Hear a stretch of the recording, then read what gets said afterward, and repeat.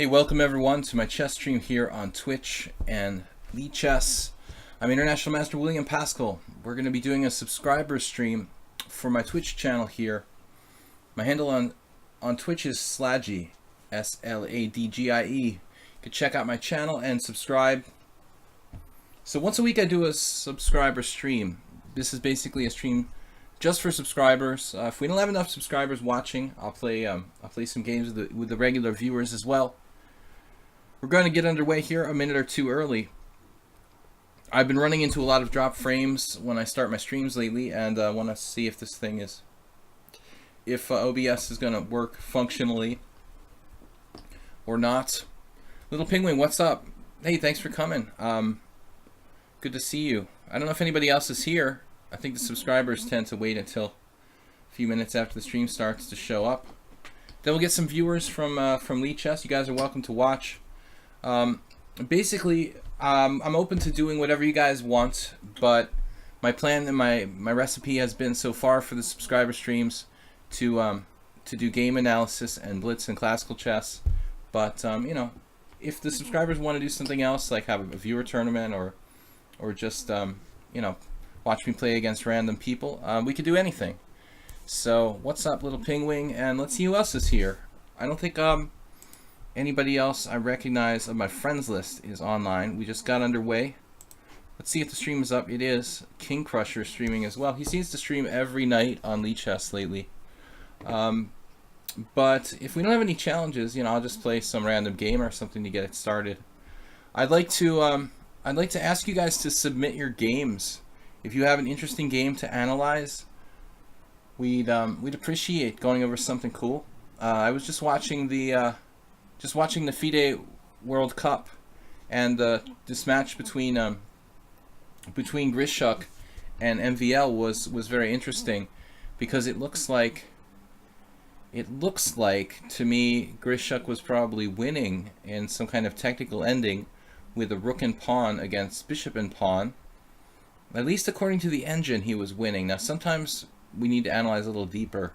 I think the chess engines may exaggerate one side's advantage in theoretically drawn positions, but from the commentary, everybody watching the live blitz game said that Grishuk was probably, according to the engine, like definitely winning. So it's pretty weird. He had this chance to win for like 20 moves and didn't realize the right plan, and so MVL drew and advances to the next round of the World Cup. Abul Fazl Nazemi, you're not a subscriber, but we don't have any challenges from subscribers yet. So if we don't have any sort of challenges from subscribers, I could just play, you know, pretty much with any of the regular viewers. So subscribers, if you show up, Milos Kirstich, what's up, man? I noticed you. I don't know if you're new to the stream, but I've only noticed you for the last couple times. I'm gonna play this game with Abul Fazl Nazemi to just kind of kill the time until our subscribers join us. E4, E6. Let's try something different. I mean, I'm always playing mainline French with white, but I thought we'll try something different. Somebody played Divlyavatra the other day, played E4, C5, Queen E2 against me. I've never seen anybody do that, but I'm actually kind of sad that, on another subject, I'm kind of sad that I sort of discontinued doing my Wednesday stream. You're old. Okay, you're not old, you're just an old viewer. I forgot. When I was doing a stream in the US, the audience changed, so I probably kind of forgot about you guys here who couldn't watch while I was in the US.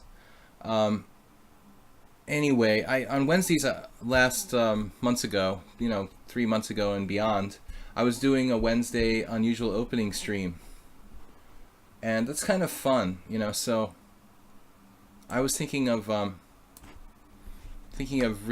restarting that. It's just that I only have 3 blitz and classical streams, Monday, Wednesdays, and Fridays. We could do a Wednesday one though, where I play specifically kind of unusual openings.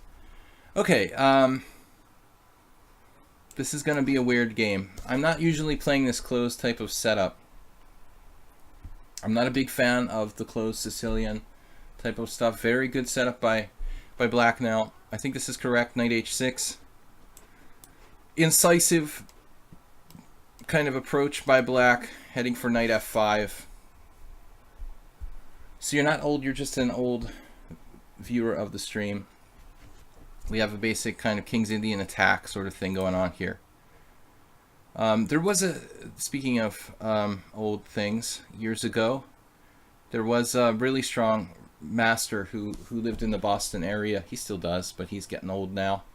Igor Foigl, and I remember he's a great King's Indian player, and he would sometimes, I'd see him crank out like the bishop h3 kind of idea in this sort of position. The bishop outside there on h3 can oftentimes be even better than putting it on g2, giving us some ideas of like bishop takes f5 maybe in some key moment, you know. So that's an Igor idea, but you know, it looks like bishop g2. I mean, putting it on the long diagonal is pretty standard here. Tough call though. Shall we consider it? I don't know. If I play bishop h3, he like goes b6, bishop b7, and probably hijacks the long diagonal. So I'm gonna just play this. So guys, I want to make this stream, you know, kind of like beneficial, especially to the subscribers. Abulfazl Nazemi is not a subscriber. Just we didn't really have any subscribers here other than Little Pingwing yet as we start, and I thought we'll just kill some time here with a regular viewer. But if you guys who are subscribers want to send me a game or something you'd like to analyze, we can do other stuff than just play Blitz. But Blitz is fine too, you know. It's really up to you guys. Yep. Okay. Well, I think I've got to play d3 because we've got to keep the options open to play c3 or c4 depending on what black does. I mean, this guy seems to play the opening really perfectly. I've noticed that. I don't know much about him, but for some reason I keep thinking he's from like Africa or something, but he's not. It's Iran. But the name for me, we all talked about this. His name is kind of unusual. At least to me. I don't know. It doesn't remind me of a typical Iranian name. I don't know well enough though. Okay, bishop b7. Anyways, I'm playing c3. I was expecting him to play a5 here, a5, bishop a6 type of stuff on my queen. Dilvivatra, welcome. Just playing a warm-up game here against our regular viewer Abulfazl Nazemi. This is actually a subscriber stream, so it's specifically for you guys who do subscribe. Do you subscribe to my to my ideas? Exciting finish in the World Cup. So Grishuk just was winning against MVL in the Blitz second game to he needed to win the second game to catch MVL, and good evening, dobry večer. Dobry večer. In Russian, dobry večer. I guess in Serbian it's slightly different. Milos. King h1. I don't know why I played that move. Is probably kind of lost on a lot of people, and it's sort of a weird idea. It probably wasn't very relevant. Anyway, I mean, obviously, you know, somehow something could come to c5 and check my king, but you know, down the line playing g4 might be good. I'm actually threatening it now. Threatening it in the sense, you know, that this is basically transposed to a big clamp, so-called big clamp type position when white plays a setup basically that's shaped like a car. You know, especially if you use too much recreational drugs, you'll probably realize that white's pawn structure is basically shaped in a car, traditional, you know, like metallic car shape here, with the A pawn, A2, B2, C3, D3, E4, F4, G3, H2, the so-called car formation. The roof of our car though is open up here to you know, to the sunlight is open on E5, kind of letting a little bit of air into the car on E4, so we've got to be a little bit careful about that. Now he doesn't have H5. I mean, I would actually, if I were black, I would like to have maybe my king in the center and H5 in and the rook on H8, or If I'm going to play with this knight outposted here on f5, basically.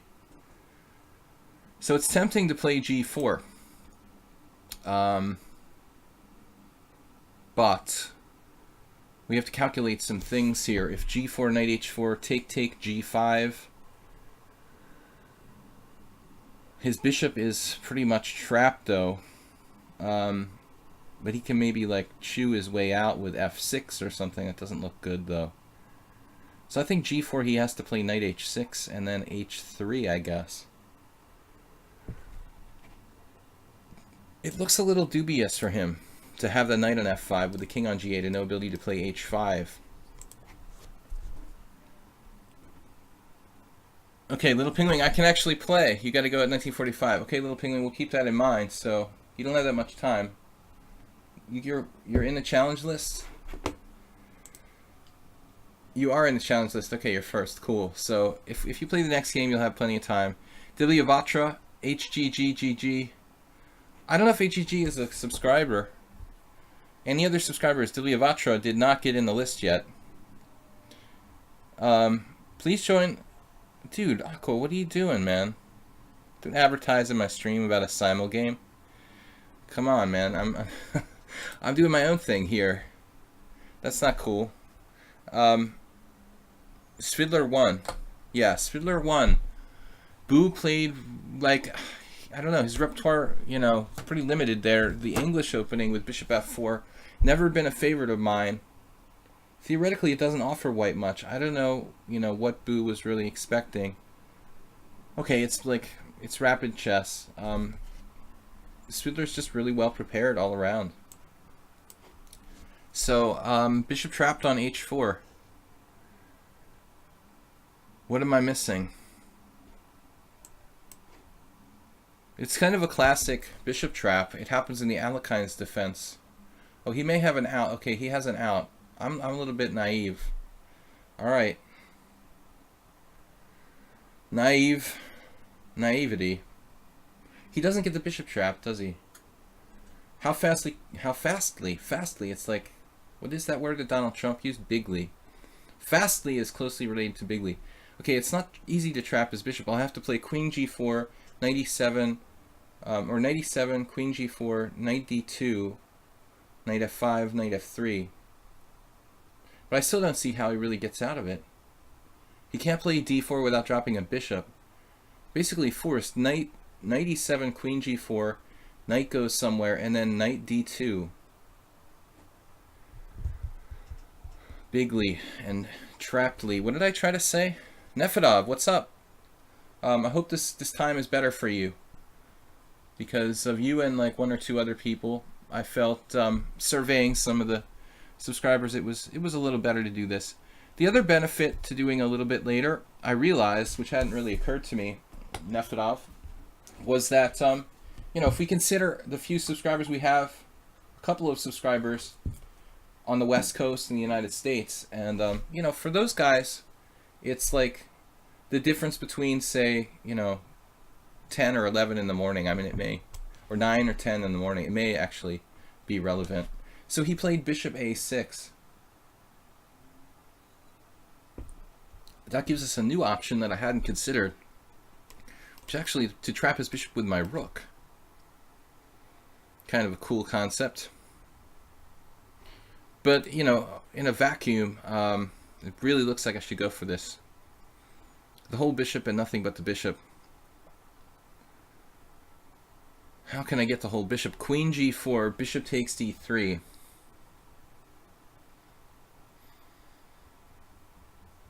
Queen takes h4, bishop takes f1, bishop takes f1. I could do that and have a pretty sizable advantage.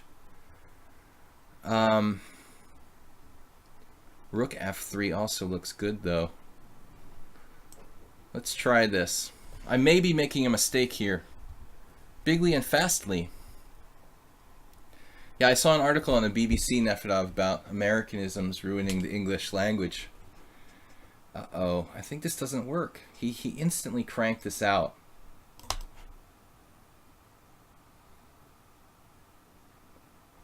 Very stupid plan by me. Or not. Maybe not. He's kind of limited as to what he can do here. So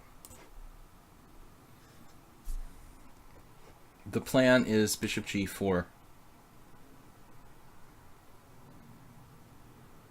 Still haven't developed the rest of my pieces. It's so beautiful the way this guy plays. He never creates any weaknesses. He's fast. Just he got his bishop trapped out on h4. Did I type either bigly or fastly? No, I said fastly. And then I was reminded of Donald Trump's bigly comment. And yeah, we use those kind of words. They're just made up things, though. But maybe it was a tweet. He didn't actually say it, right? It was a tweet. Anyway, not to go into the political sort of discussion territory, but we can laugh at ourselves. Little Pingwing's up next. We're going to play mostly subscribers if we can. Also, guys, please send me a game if you want to. We can analyze a game for your turn, as we call it, in the subscriber stream. If you want to analyze a game or something like that, just send me a message on lichess. What's happening with my opponent's time? It is going down. He's thinking, which I recommend very highly. Not enough people here on lichess understand the concept of using your time. I know that sometimes I go too far. Believe it or not, you know, I've been playing chess for 30 years, and I never chronically had a problem with time pressure. It was not a typical thing for me. But I think playing with the increment since I started streaming for, you know, basically commentary purposes has an addictive kind of effect to it. Now, it's possible that Abu Fazl actually has some kind of internet problem. You know, it's true he could possibly have really not been thinking that long. But it looks like he did. He did actually think that long. He's in a kind of desperate scenario here. Desperate scenario? Another weird choice of words. All right. I'll just trust my calculation.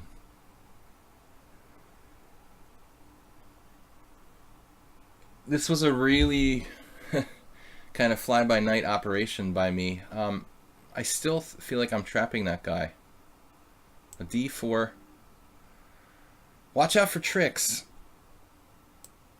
I have bishop takes f5. Maybe that's the simplest here. Yeah. Because it can recapture on d3. So there's no tricks with like d4 or something. We're going to lock it up. And then play d4. And just pray that this works. Well, at the very least, I have like pawn takes pawn, bishop takes, queen h5, which sort of poses black with like endless problems. Queen h5 threatening mate, forcing bishop h6. Then I take, and it's just over. So it's neat, sweet, and easy to beat. That's what Magaremov says in his finger notes. Something like that. On ICC. I thought I like didn't win a piece or something. He's just simply avoiding getting mated here, but he loses a piece. So we have a bad bishop, he has a bad bishop, we have an extra knight to go with it, so that should basically wrap it up. You know, if it was a sudden death game, I mean, I probably wouldn't resign, but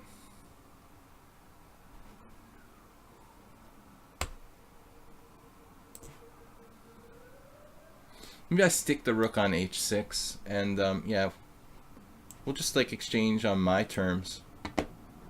I don't want to give him the H file.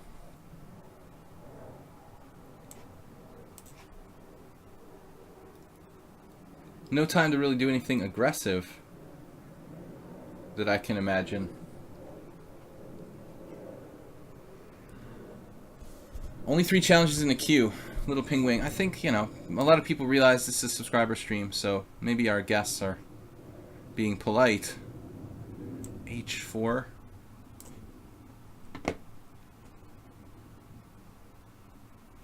The rook is actually kind of funny there.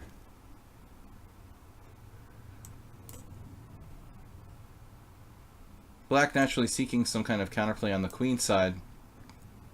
I think I could play h5 though. I mean, I wanted to mobilize my other rook. So I don't know. I mean, maybe he's just in big trouble after initially like the bishop going to h4. No games found in this position. I think my e5 is premature. Yeah, so basically here, I don't know. E5's, yeah, it's played a couple times. Parker Zhao, Vega Garcia. Nobody special playing white. E5, knight h6. Funny how he immediately knows that move. That's awesome, man. I like knight h6. Best by the database and best by the computer too. I might play that move myself. This is Rosenthalis one with black. Anyway, I just wanted to see, you know, when he got his bishop trapped, how bad is this? It's bad.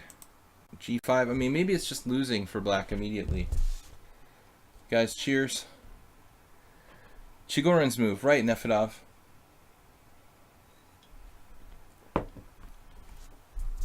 Yeah, he's in terminal trouble here. He played bishop a6. Oddly, that's the engine's move too. I don't know what I would recommend though. I mean, what other choices does he have? No, knight e7 would have been my choice. Knight e7. And you know, basically I'm still trapping the bishop, oddly enough. This was my plan. You know, knight f5, knight d2, and knight f3. Something like that. Maybe he could sack a pawn with h5. See, that's an interesting trick. Like h5, if I take, he plays g6 or something. So instead I go here, and I'm actually still trapping the bishop on h4. Yeah, it's not pleasant for black. I wonder, though, about his opening choice. Like bishop e7, is that the best move?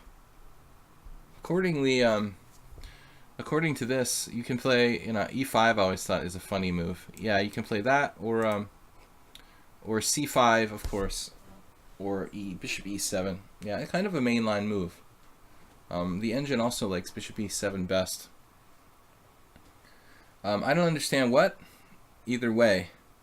You actually inspired me to play this De Vivatra because you played queen e2 against me the other day. But I had played this variation on a couple of occasions. Alright, let's play Little Pingwing. Little Pingwing, 1458. Normally not challenging. Not liking to challenge me on the stream. I'm going to play my mainline stuff here. You know, hopefully you guys have learned something about this, because I'm pretty limited lately against the English opening. I'm always playing the symmetrical type of lines. I also played the Hedgehog. I used to play against knight f3 in particular, knight f6, but Little Pingwing's not playing a knight f3 move order. She's playing c4 right away. This is very specific, you know, so I can't force a hedgehog type of situation against this kind of move order. I'm playing my straight up symmetrical English here. The subscriber stream, guys. Feel free to challenge if you're a subscriber. If you're a subscriber, also you guys can send me a game. We can analyze some games here instead of just playing Blitz and Classical. Don't play my English opening. Nefedov, you played the English? So Little Pingwing playing d3. You know, of course the English is a flexible opening where you have lots of options. d3 is, you know, not the most common. My long-term favorite move for white here, is rook b1. This is not rook b1, sorry, a3 first. Like, I even know what I'm talking about. a3. Sarawan's favorite move. I think that a3 is the most dynamic move for white. But d3 is okay. You just kind of give up the possibility of playing e3 and d4. You can play like you're kind of like black, of course, like a more conservative setup than you might normally play with white. Traditional Chinese chicken soup. Why did I think you said Chinese? That's so weird. Nefedov wrote Protagon traditional chicken soup, and then for some reason in my mind it became traditional Chinese chicken soup. Like, what is up with that? Because Bui like lost to Svidler, I had Chinese in my mind. I don't know what's going on. The last reference to China I can think of is Svidler's win today.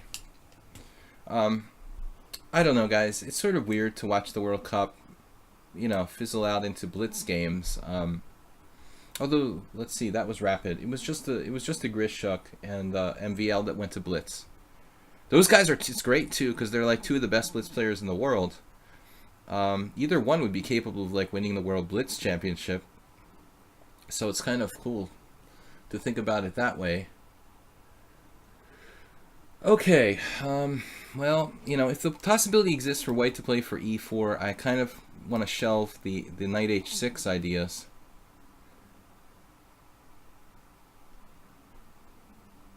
I play a lot of setups based on d6 earlier. But, I understand if you guys may feel like the symmetrical English isn't for you, because I felt that way for a long time. Positions are a little bit, well, I'm not going to say symmetrical, but they're a little bit more stable, less imbalanced than other lines. When I started playing, when I was an amateur, I think I really played a lot of c4, e5 when I was younger. And that's the most aggressive way, I think, to play against the English. Someone's hungry. Not me. I wouldn't mind, but I'm not that hungry. I had a sandwich earlier. Not a traditional dinner. But I don't want to be too overloaded when I do a stream. So, the World Cup getting interesting. Who's out? Let's see. Rockport was having a tough battle with Nair. That's still going on. I don't think anybody's won a game between them. I didn't see the last result.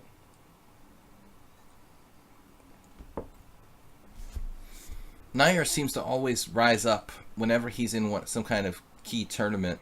He performs higher than his rating. I remember once in Massachusetts, like 15 years ago, he was playing some open. I saw him play like the Birds defense in the Lopez. I was like, what's that? He's like the first first grandmaster I ever saw with black pieces to play the Birds defense to the Lopez, and he drew with some low-rated player or something. Bishop f4, queen d7. Yeah, this is kind of a weird move, Pingwing. I think that has very little to do with the typical plans in these kind of positions. This would be maybe more relevant if my position was like softened up with like e6.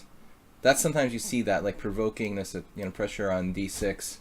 But here, normally the bishop can be attacked. It's maybe not bad though. Actually, here I am saying this, but recently too, I've had games where with black pieces, I've used the setup with bishop f5 in a similar position. So, you know what? Maybe bishop f4 is not bad. But actually, in those positions where black plays bishop f5, the Yugoslavian grandmaster, I can't ever remember his name. Not a really big name, but there's one guy who plays it with black. Typically that setup is played when I'm putting my knight with white on f3. So maybe that's an issue. Bishop f4 I could exploit by playing e5 and gaining a tempo at some point. Not sure if I really want to do that, but it's an option here for black. If I play knight f6, yeah, any of the other moves, knight f6, this might fit in. But typically, Little Penguin, the plan would be like queen c8 or queen d7 and, the standard kind of bishop h6. But that's why you need my knight on f6, right? Because you want to be able to play like bishop h6. But anyway, it's not a really bad move. It's just a little bit unusual. I don't know what to do here. I'm just going to play a move that I use on a frequent basis in these type of lines.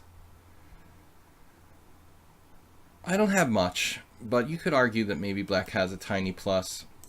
Maybe this move isn't the most ambitious because I am trading pieces. You could even consider, if you're really adventurous, you could consider playing bishop takes knight here. But I'm not sure. I am going to get an extra tempo with e5. Creative player might play that move. It's dangerous though. It's really kind of dangerous for black. I've experimented a lot with bishop takes c3. Why is it called lines in chess? It's a good question. I'll explain that to you, Protagon. At least I'll explain to you basically why they're called lines. This is a weird move. I've never faced that in this kind of structure. Combative. Little Penguin refuses to allow me a double exchange. Lines, so yeah, I mean, I think it's much less applicable now in the digital age than it was before. But basically, when we're talking about opening variations,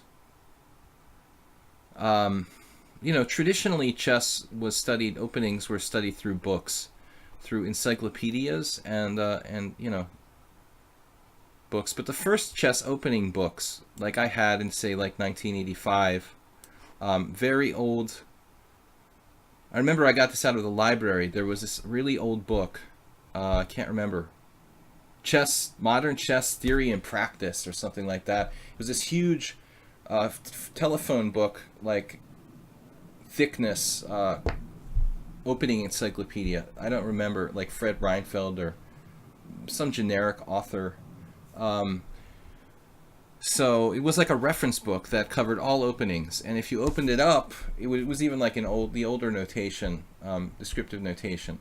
If you open it up, there are modern versions of this, like John Nunn's chess openings and stuff like that. You open it up, there's like these like tables of all the moves, and so when you see these old tables of all the moves in these encyclopedic opening books, there's like lines of moves, and I think, I may be wrong, but I think that's why they're called, I think that's why they're called lines. I mean, you could also just think about it in a simplistic way. You could also just say, well, yeah, I mean, there's a sequence of moves. It's like a line. So, descriptive notation always confused me. I don't know. I think Spinal Tap Chess is too young for that. I mean, he obviously has seen descriptive notation, but he's probably not got too many books in his chess library with descriptive notation like me. Whenever I have an old book with descriptive notation and I use it as a reference or something, it causes me to make mistakes when I'm like trying to study a game or something. I'm like, oh, damn it, again, I like forgot a move or something. So I hate the descriptive notation, but there was a time when I first started, I think in the late 80s, when I might have even recorded my moves at first with descriptive. I'm not sure though. I think in my first couple of tournaments, I might have actually written down my moves in descriptive notation. But I'm just going to guess, opening encyclopedias may make the reference to lines, people discussing opening books in terms of lines. How about a combination there, Little Penguin? You're like close to something. I mean, you almost have like bishop takes d6, but it doesn't do anything. You're just losing 2 pieces for the price of 1. No combinations today. She's eliminating my piece. I'm not happy. I really, really wanted to, get a knight on f5, coming into d4. And white also trades pieces here, so pretty solid stuff for white. I don't have much. Where did I see this recently? Oh, I was analyzing a game. I played in Blitz today, some random game, and looking at a line, I saw a line that was similar to this, but in terms of the pieces on the board, like, what should white's plan be here? What should white's plan be here? Well, Little Penguin played naturally facing 100 points higher, 1,000 points rated higher player, playing like kind of defensively, not bad and not overly defensively, but obviously white is playing with the knowledge that they're playing a much higher rated player, so they're not taking any chances, trying to play safely. I would say white played as if they were black, and that's not unusual when you're playing like the English opening, which is a little bit more passive than d4 or e4. But here we see now white's playing actively again. In any case, what I really want to do.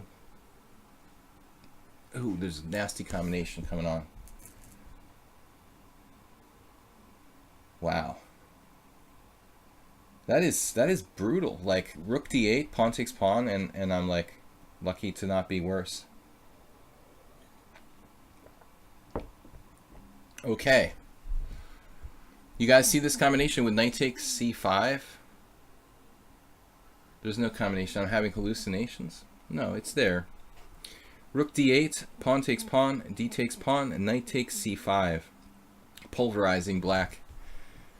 So, we're going to have to be careful here. I could take. Maybe that's the best way to do this. Kind of shake white up a little bit. Try for a queenside majority.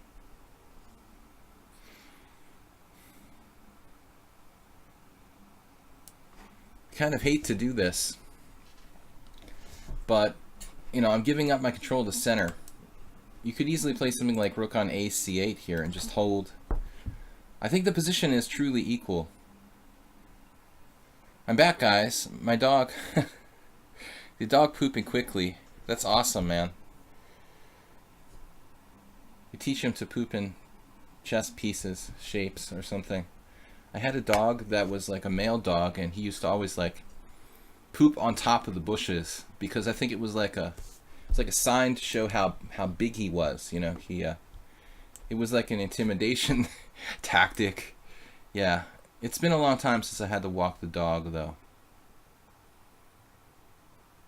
If you want to appear like it's some kind of very deep, genetic thing. If you want to appear larger than you are, you want to poop on top of the bushes, so that you're like a massive, a massive dog came by and actually like pooped on the bushes. Funny stuff, though. Anyway, we sidestepped Little Penguin's tactic, and we gave up our center. But still she's equal, objectively. Fully equal for white. Very safe position. Nothing to think about here. Nothing to see. White can try, for more like knight c3 or something tricky there. My deep idea is that, well, maybe I can get the two bishops and the a pawn coming down the board with my bishops raking down the long diagonal and the g8 a2 diagonal, but I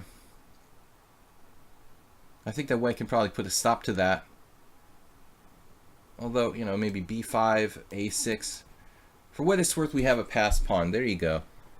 Very well played strategically. This bishop on h6 is not exactly the picture of relevance here on c8. It is kind of useful controlling c1, though. I don't know. I guess we'll just go for it. Is there any chess game other than the Immortal game and Blade Runner in any famous movies? Oh yeah, there must be. There must be.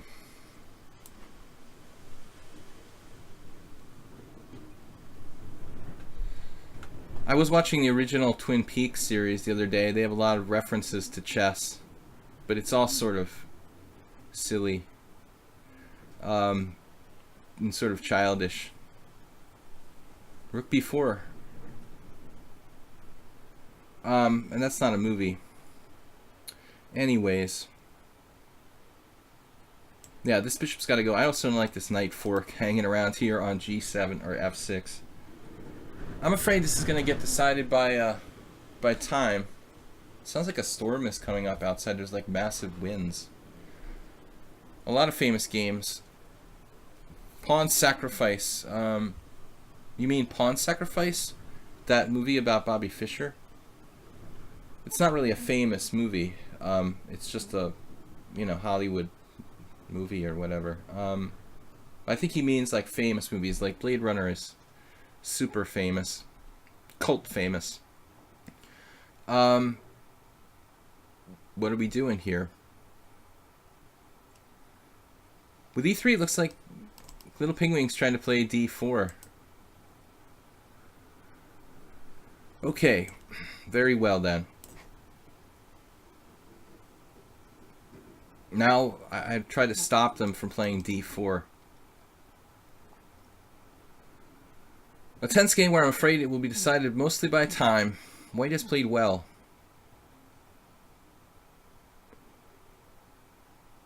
Little Penguin said they had to go. So we have a tactic here. The hanging rook, hanging knight. But queen e7 is nothing. I'd really like to avoid the exchange, but I just don't see it happening.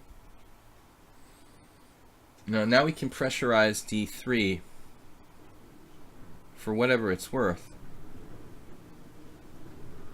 Is it enough? Probably not.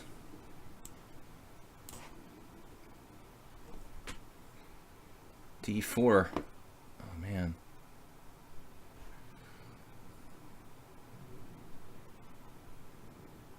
How can I strengthen the pressure here?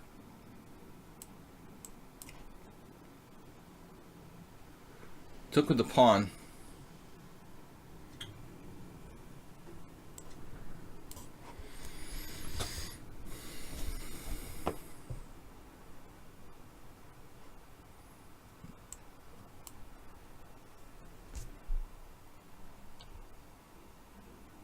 Only winning because of blunder and time pressure. This was a draw. So right up to the end, it's basically a dead draw. I mean, white has some kind of just, yeah, 0.1. That's how big my advantage is in this position. 0.1. And I don't know, if you took with the knight, it might well be 0.0.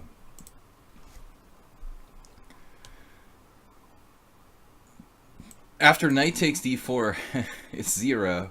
White's actually better, according to the engine. Nah, I don't know if white's really better, but it's a dead draw. It's just a dead draw. Fantastic game, Pingwing. I mean, I don't know, we can run the analysis engine, but I don't think I missed anything obvious. There is the risk involved in playing the symmetrical English, you know. It's not as dynamic maybe as some other lines. So I guess I should really be careful if I'm playing someone much lower rated.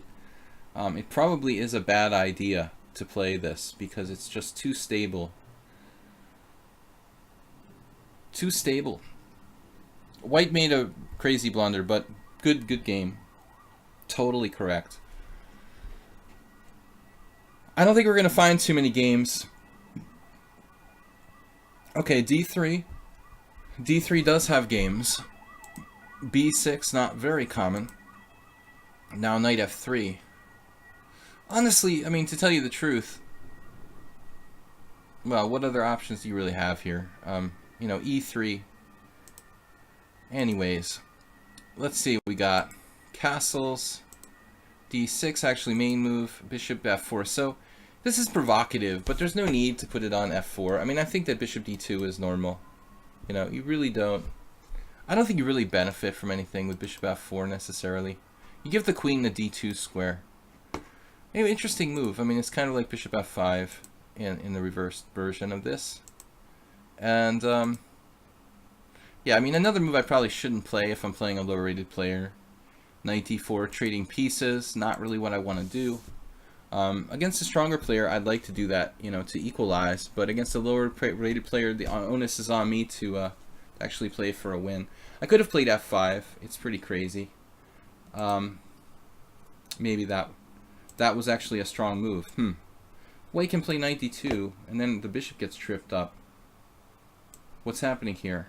You see, that's probably like key for me right there. Now white has an awkward situation where the bishop has to go to e3, and it's kind of awkward and likely to get trapped or something else. So, all right. Anyway, good game, me. Good game, you, and good game to the subscriber team. Over the Border Club evening. Okay, good luck. Thank you for the game. You had an easy draw there. Anyway, we're going to continue here with Dibliavatra Nefedov. HTG, are you a subscriber? Do you have any other subscribers Protagon doesn't play? Are we facing any other subscriber challenges? We're going to go to the subscribers first. This is specifically a subscriber stream. I think somebody might have sent me a game to analyze. Okay, Nefedov did. Awesome. Okay, after this game, we'll go check out Nefedov's analysis game. I like to kind of mix it up and do other stuff than just playing Blitz, specifically for the subscriber stream. I know you guys care about chess. You know, you cared enough to subscribe to my channel. You know I'm really serious about the game, and so we can sort of, let's see, what's a good word? I don't know. Whoa, there's like a major hurricane happening or something.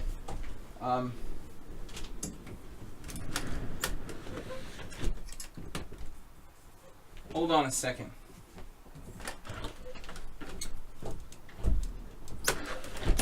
This is very rare that we get like extremely high winds in Budapest. It's basically like the country is kind of plain-like. But once in a while, it's like a tropical storm force winds out there. And make sure the stream is good. So, Dilyavatra playing d4. You know, this is a funny move. You can just do it to mess with people. I mean, after c takes d4, you can actually just play knight f3. I don't think there's anything special black can do after knight f3. Something new for you. Yeah, Dilyavatra likes to mess around in the opening, then like get me off guard, and then start playing well. He played the Mora Gambit. So, I like accepting the Mora, but if you guys don't want to bother to learn the theory of that, you can get an all-encompassing system by playing knight f6 here, and then playing knight f6 against the Alapin or c3 Sicilian. So, if you're too lazy to learn how to play against the Mora, you could just play. You can just play knight f6, transposing to the c3 Sicilian. It's sort of a time-saving approach. All right, good luck, little penguin. So, d6. Dilyavatra, the Mora Gambit. All right, bishop e3. That's an extremely unusual move order. I have faced bishop e3, but only after bishop c4. This may be something that Dilyavatra like cooked up specifically for me. I guess without the bishop on c4, we can omit a6, which is a move I typically play.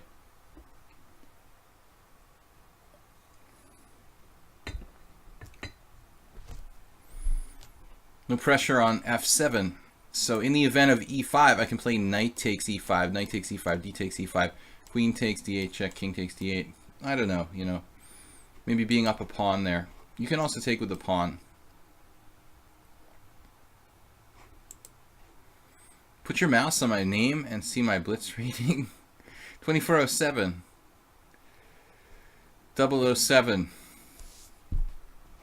Good job. So you're not a weak player after all. He's got a good score against me. He's drawn the last 3 games. And it's been a while since I beat him. Yellow Dragoon, I was thinking about you the other day. I don't know.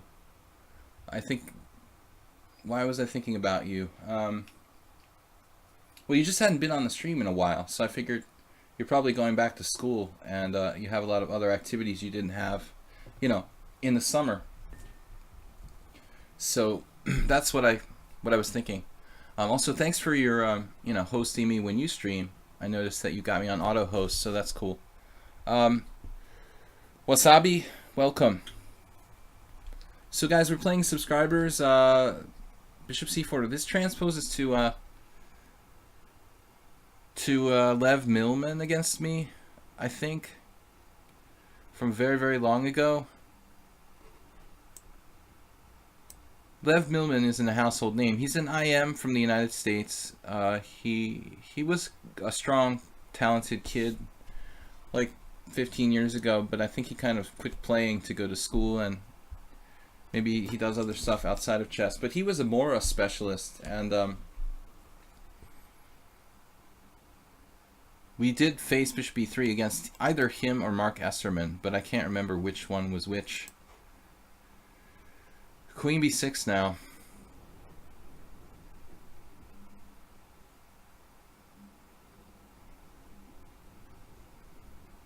I was actually literally thinking of playing knight a5 here. That's just absurd. Possible I fell into some kind of trap. I have never seen this happen before. What is going on? Like e6, bishop b6, knight a5. Queen a4 check, bishop d7, that's a good way to lose. E6, bishop b6, have not seen this before.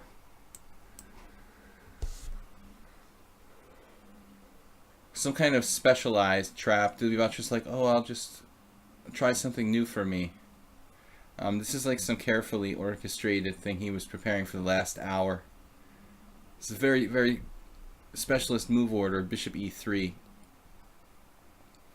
But after bishop c4, I mean, I think a6 is forced. Forced if I want to transpose to what I normally play. I'm a little concerned, though, that my Lev Milman game might have been bishop c4, a6, castles. No, that's not right. Could it have gone bishop c4, a6, castles, knight f6, bishop e3?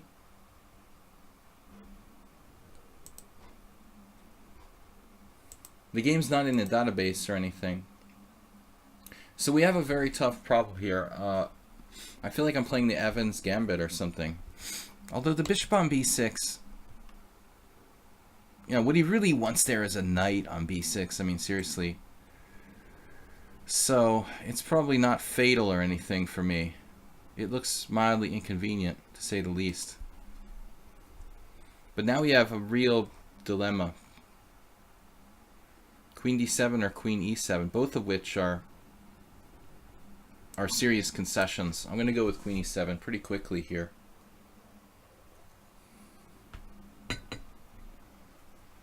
Not convenient, and I don't like this position, but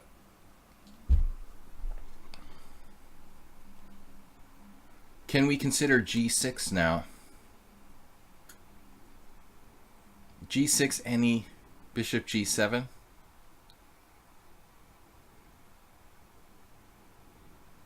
You know, obviously he's got crazy piece sacrifices with knight d5 and stuff like that. g6, knight d5, pawn takes, knight e5, knight takes e5, pawn takes e5. The other possibility is knight d7. You got to pop out and do some homework, all right, man. Thank you. You're a good guy. All right, castles. I'm thinking, do I have time for g6? Knight d7, though, also doesn't contribute to my development. But we do have knight c5, maybe here, here. Knight d7.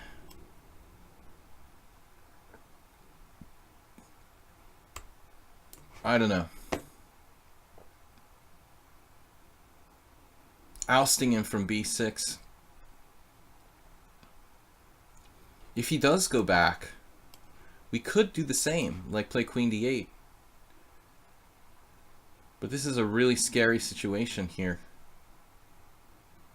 It was a serious dilemma between playing knight d7 or trying to fianchetto my king's bishop. We're going to have to be very careful. White has very strong compensation here. I definitely am afraid. If knight d5, we chop it and we have a knight to put on e5, so worst case scenario, we could like give a piece back or something. Well, probably we'd have to. Knight d5, pawn takes, knight e5, knight takes e5, knight takes e5, rook e1. I don't know, you know, g6, etc., etc. Giving the piece back, f4, bishop g7, pawn takes, bishop takes. However you want to slice it, I'm going to give a piece back in those sacrifice lines with like knight to d5. Nefedov says knight a4, but yes, he has some ideas of knight a4, but I think, you know, he's got to focus on the center. You know, he's got to focus on classical control of the center, attacking my undeveloped king in the center of the board. So knight a4 is a little off to the wing, and I don't think that's the primary idea here. He's distracted me from developing with his tricky plan of bishop e3 and queen b6. I don't know. You know, I mean, it seems like after his move bishop e3, there's no other move. Knight f6 is totally standard. I could have played e6, something like that, instead of knight f6. That would probably be a good move. You know what? Maybe that's the point. I don't know.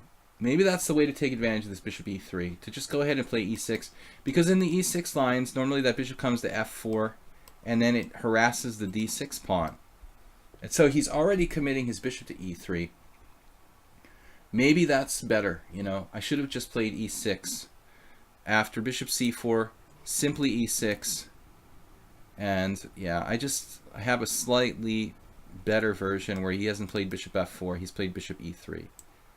So if we need a way to improve, so he went and played your move, Dilyavatra, which doesn't really leave me with a lot of options at this point.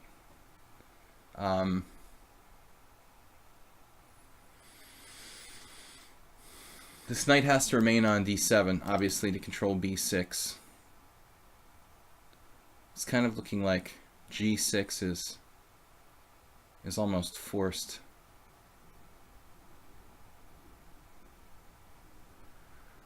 g6, queen c3.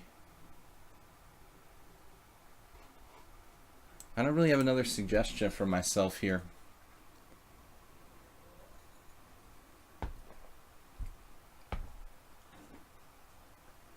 Welcome, guys, International Master William Pascal. We're facing our second highest rated subscriber. I guess you might be higher than Yellow Dragoon now. I don't know, you guys. Dilyavatra, how is Dragoon's blitz rating? Are you guys competing? Now, I don't know. There's queen c3.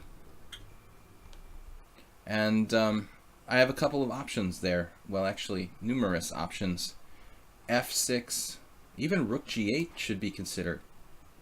The least weakening of my available possibilities, but it's kind of ugly not be able to castle. So, Dilyavatra, you found knight a4. I can't believe it. I wouldn't play knight a4, but it might be the best move. I'm being too, you know, maybe I'm being too rigid according to principle. I was terrified of more like central moves like knight to d5 or threatening knight to d5. Like, what would happen theoretically if you played rook e1 with the idea of knight to d5?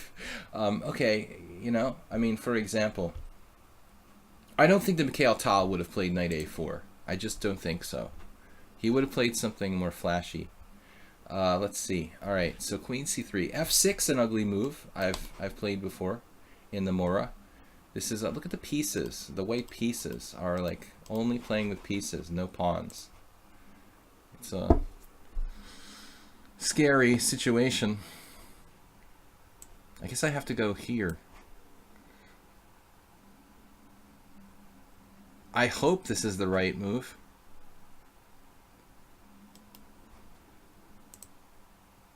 Now I'm having second thoughts about this.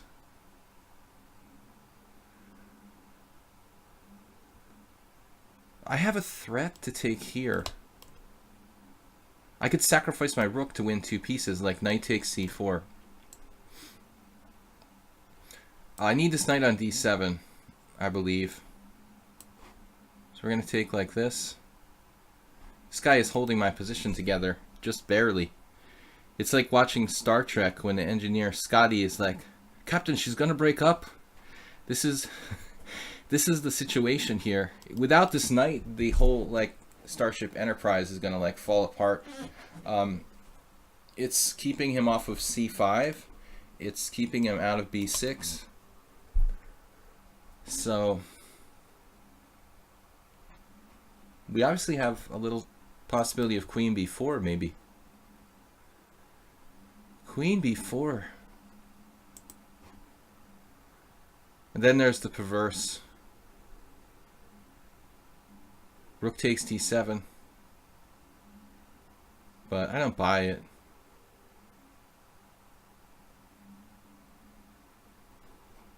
Queen b4 will really test his mettle.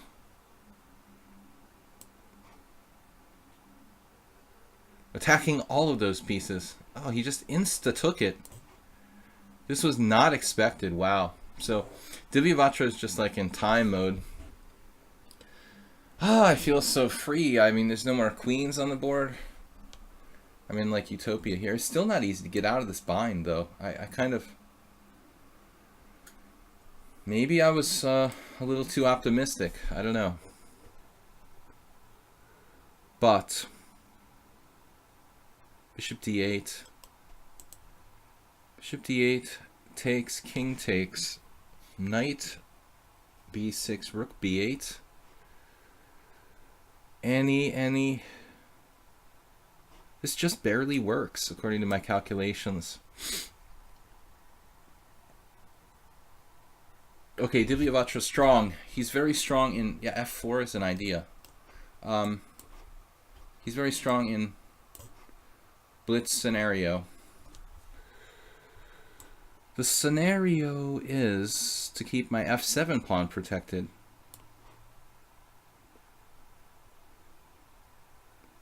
John Fedorovich would just say, oh yeah, it's the Mora, you just give a pawn back and you're better. Typical scenario. Now he's got to bind, though, these squares, man. Not so easy. I have a plan. I have a nice plan here. This piece is going to defend f7 from e8. And that's it. No more fun.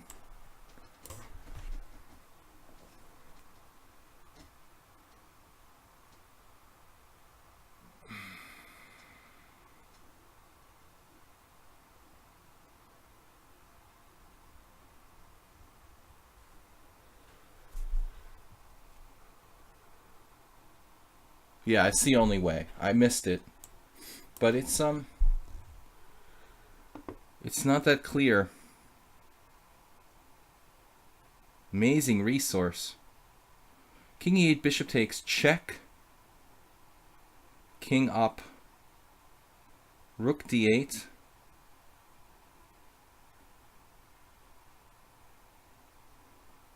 King f8, bishop takes e6. Rook check. All right, another one of those Divyavatra miracles is about to happen.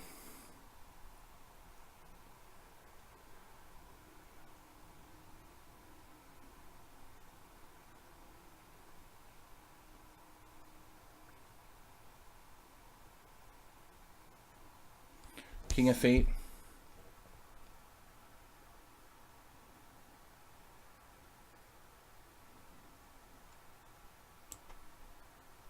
I have no idea what the best move is for me. This is probably a big mistake. Oh, man.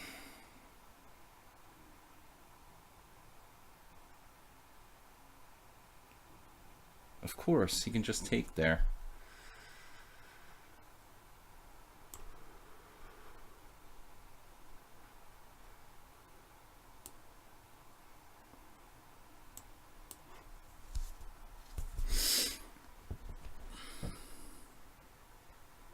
I found this move all by myself. If he plays bishop takes e6, it's a total mess. What? All right.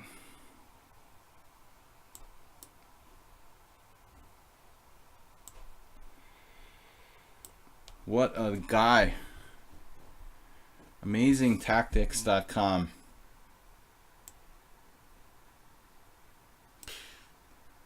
Where would you come up with this stuff with seconds left on the clock?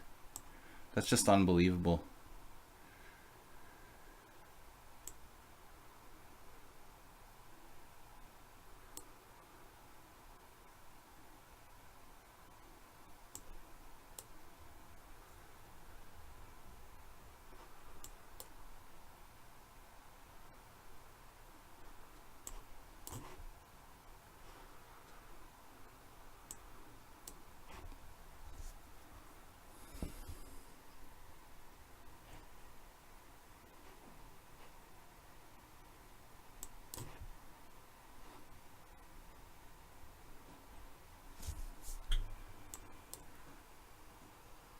It's another endgame like the Simul the other day. I mean, it's just ridiculous.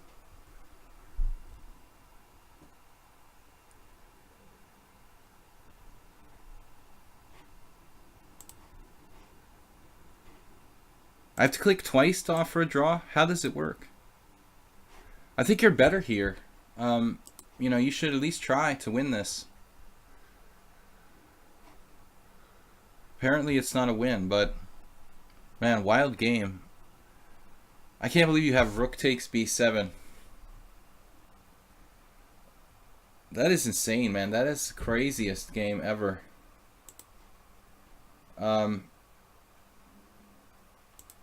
Every time there's like some kind of... he bamboozles me somehow. I thought I'm winning a rook, and I'm not.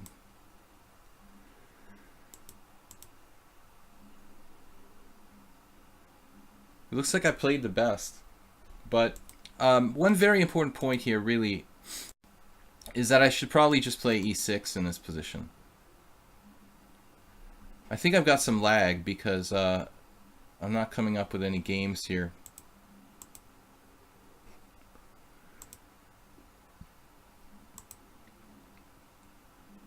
Don't even tell me this has never been played. Bishop e3. How is that even possible? Okay, they're not master games, but no master games.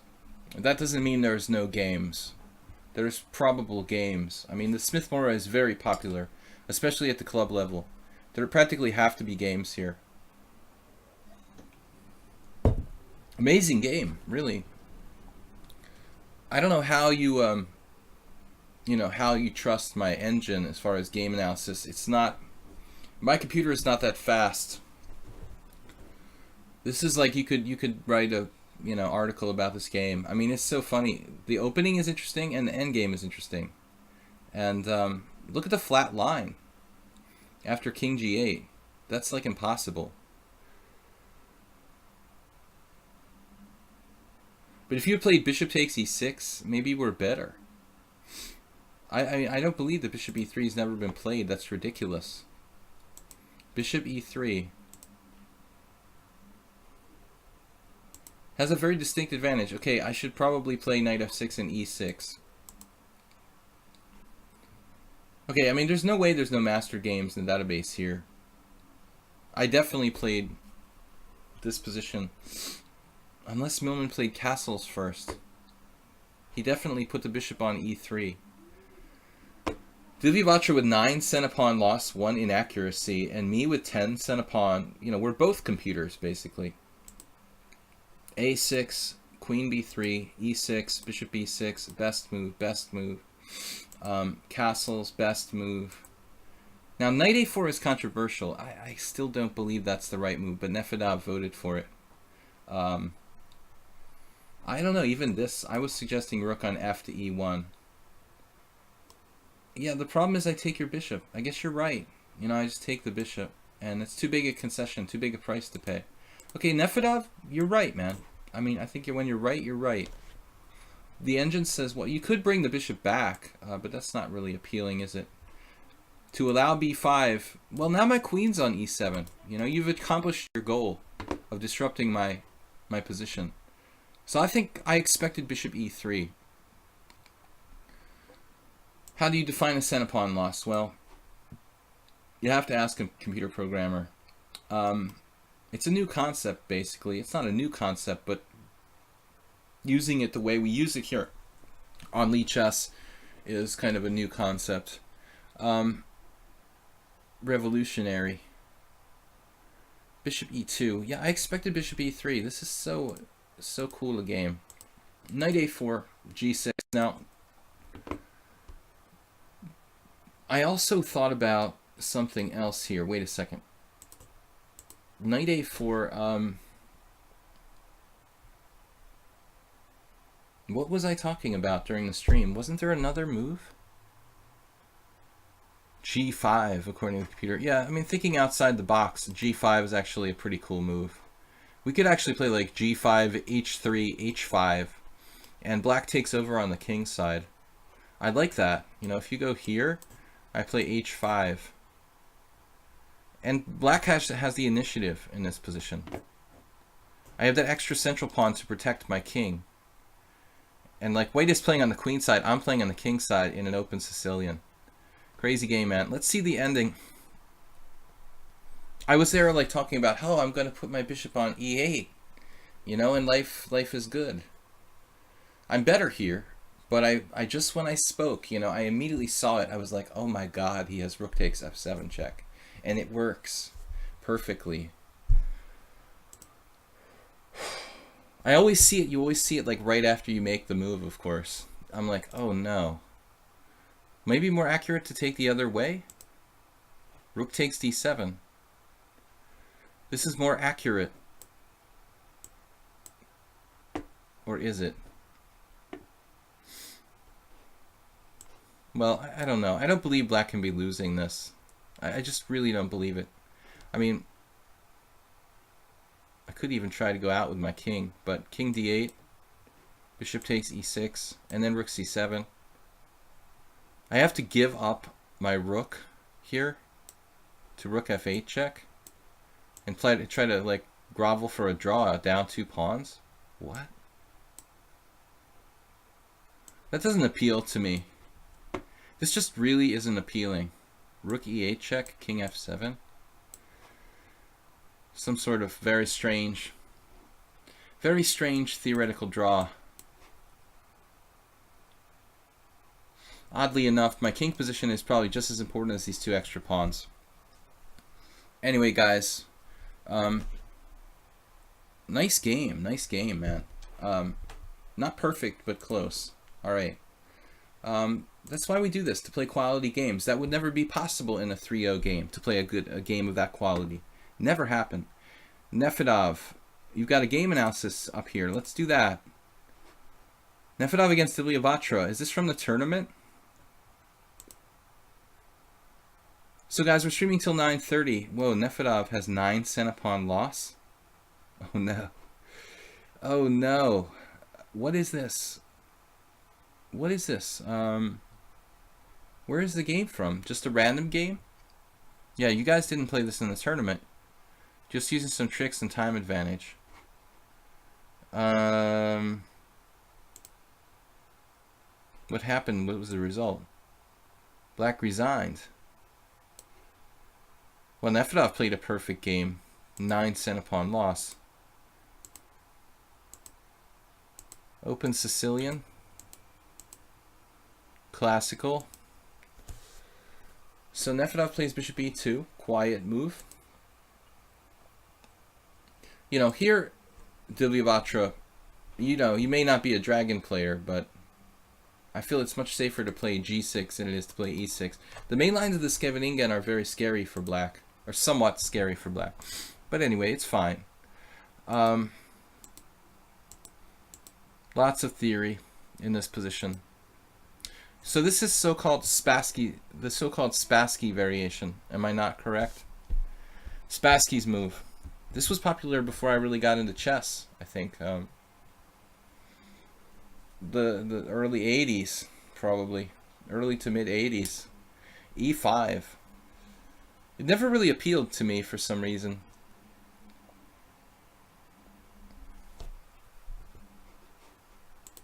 Welcome everyone to my stream, International Master William Pascal. We're doing a subscriber stream here for my subscribers on Twitch. Please check out my YouTube channel, Video Chess Training on YouTube.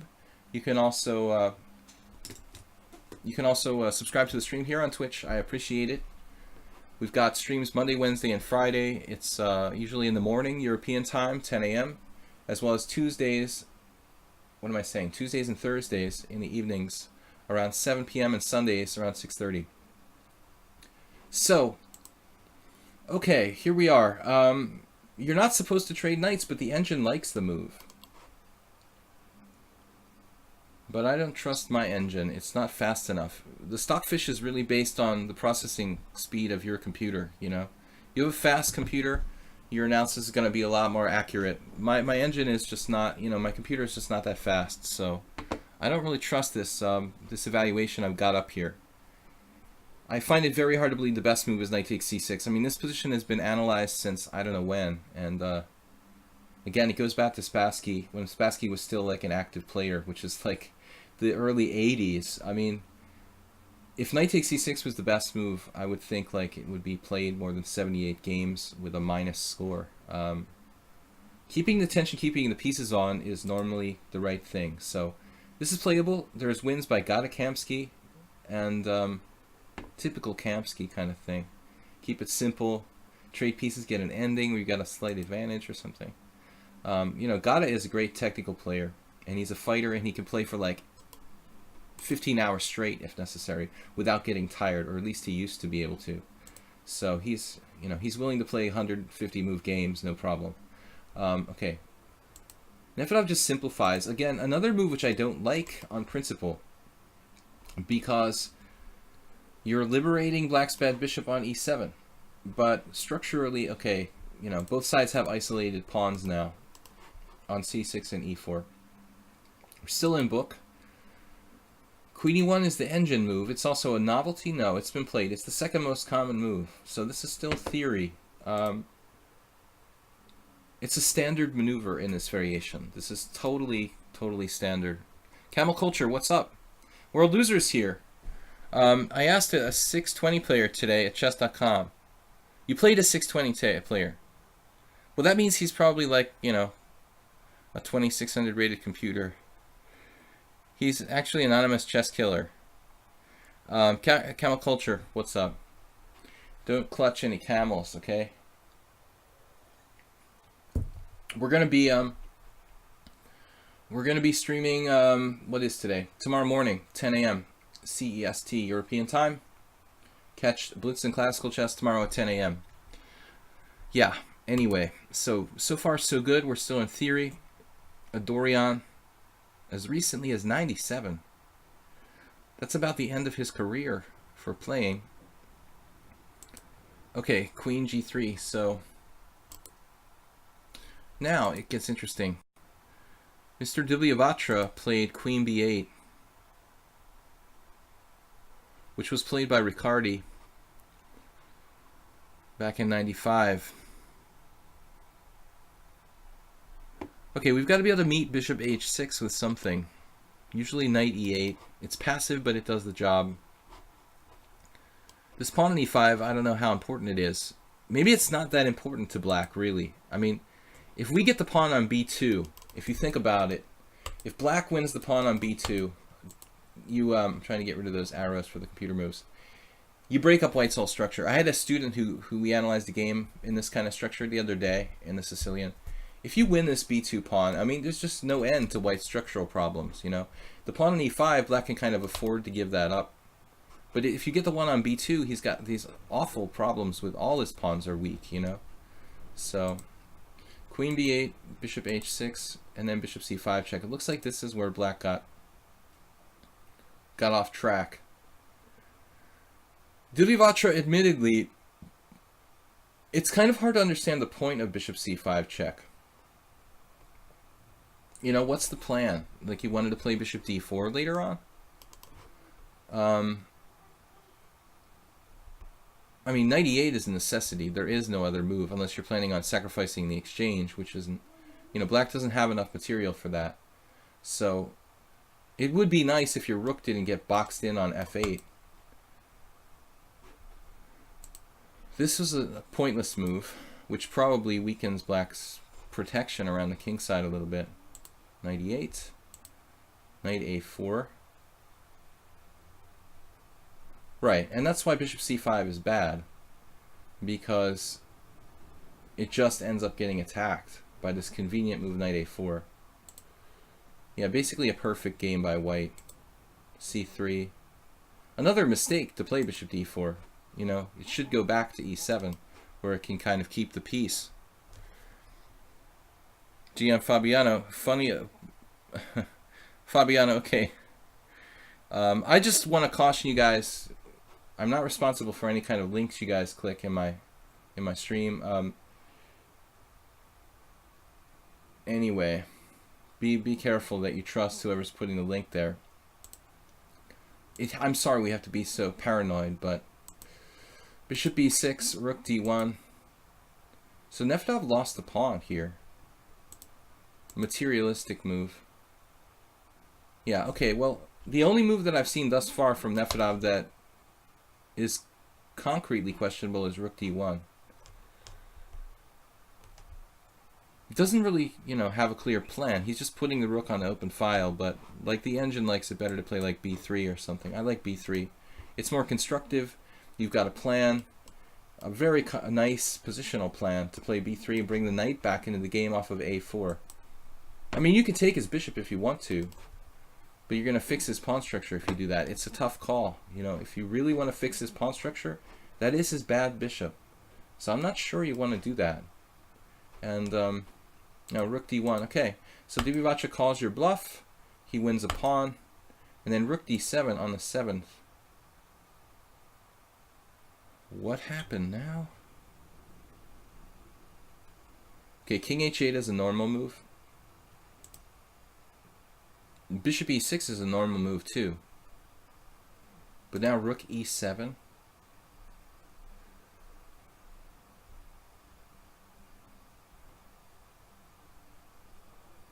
And then suddenly black's just lost because he's going to knock out the knight on e8. The hidden point, which is easy to overlook. I think that, you know, chances are Divivacha played a little too fast here. He had more time. He had like 3 minutes when he allowed rook e7. So, you know, it looks like white is a computer or something, but I mean, in an 8-minute game, you know, I mean, this is pretty logical. He's threatening this, you know, to go here, take the knight away, and then he actually wins by force. Nice game, Nefedov. Very impressive. Very, very impressive. Yeah, I'm not surprised. You know, I told you guys it was a trap. Yeah, it's... Anyway. He's banned now. Yeah, I wouldn't click on a link like that. You might as well like click on viruses in your email or something. Okay. So, World Loser, it's up to you and me to moderate the chat today. I'm welcoming challenges and game analysis. You guys, we still have time. We have like more than an hour left. So if you want to submit a game for analysis, please let me know. Nefedov. Am I supposed to say Nefedov? Because I always call him Nefedov. And see if the hurricane force winds are still going. It's getting very hot in here. After that pornographic link that someone put in my stream. Well, impressive game though, Nefedov. I don't like in principle the exchange knight takes c6 and the exchange f takes e. It's simple chess and it's easy to play, but strategically these moves have some drawbacks. But anyway, the game was nice. Alright, so we're up against Nefedov. I guess I should say Nefedov. When pronounce this phonetically. More messages below. Got tilt. Spinal Tap Chess. Nefedu. What's up, Spinal? Long time no see. Actually, you were here like last week for a little while. So Nefedov. Look, Spinal Tap, I'm playing the Caro-Kann. I like the Caro-Kann, but the Caro-Kann doesn't like me. That's my philosophy anyway. What are we going to play? He's insta-moving. I've been playing bishop f5, but I figure Nefedov is prepared or something, so it's getting to the point where I have to actually prepare for my subscribers. People like Divivacha are preparing specialty variations of the Smith-Morra that no one's ever seen in their life. Check out my game there. I don't know if you saw that, Spinal Tap. Kind of a cool Smith-Morra earlier. A really nice game. If you want to check it out. Knight d7. I think one of the best games we've had on the stream in a while. For both sides, you know, it was kind of a nice game for both sides. Just when I thought I was out of the woods, your survival 3-0 skills. I'm playing this old Karpov variation. I've never had a good score with this line. So the critical moves after 97, well, the most critical is probably knight to g5. But the other really dangerous move is bishop c4. But I'm sorry, we're back a move here. He can still be aggressive. I had a game the other day that was like knight g5, e6, bishop d3. It's a kind of unusual order of moves. I had a blitz game on lichess where white played like knight g5, e6, bishop d3, and then I forgot to play bishop d6, which is the best move. And I played h6, and white sacked a piece with like knight takes e6, f takes e6, and bishop g6 check.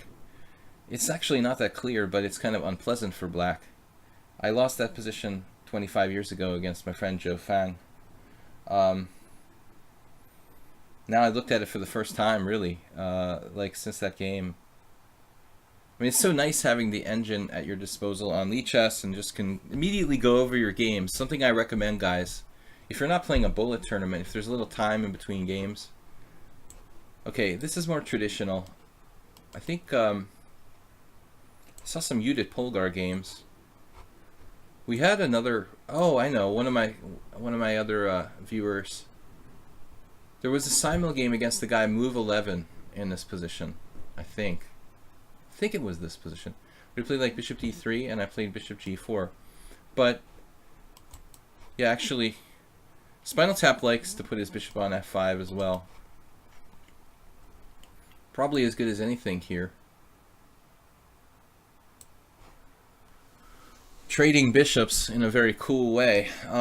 But it's nothing great. I mean, you know, white still has a kind of small developmental advantage. If he doesn't take, I'm going to have to take, like, you know, developing his queen for him. What do you think, Spinal Tap? Is it better to play bishop f5 or bishop g4 in this position? I mean, with bishop g4, he has to go and, like, weaken his king side to get out of the pin with, like, you know, h3 and g4. Do you think you would prefer that? Queen e2 threatens mate, I know. The 4-move checkmate variation. Or is it 5-5-move checkmate? The smothered mate. Beautiful. It's not for everybody. Yeah, it's not for most people. For the passive and faint of heart. No, I could play bishop g6, I guess, theoretically. It's a tough call. It really is. Bishop g6, 95, e6. It seems more solid to trade.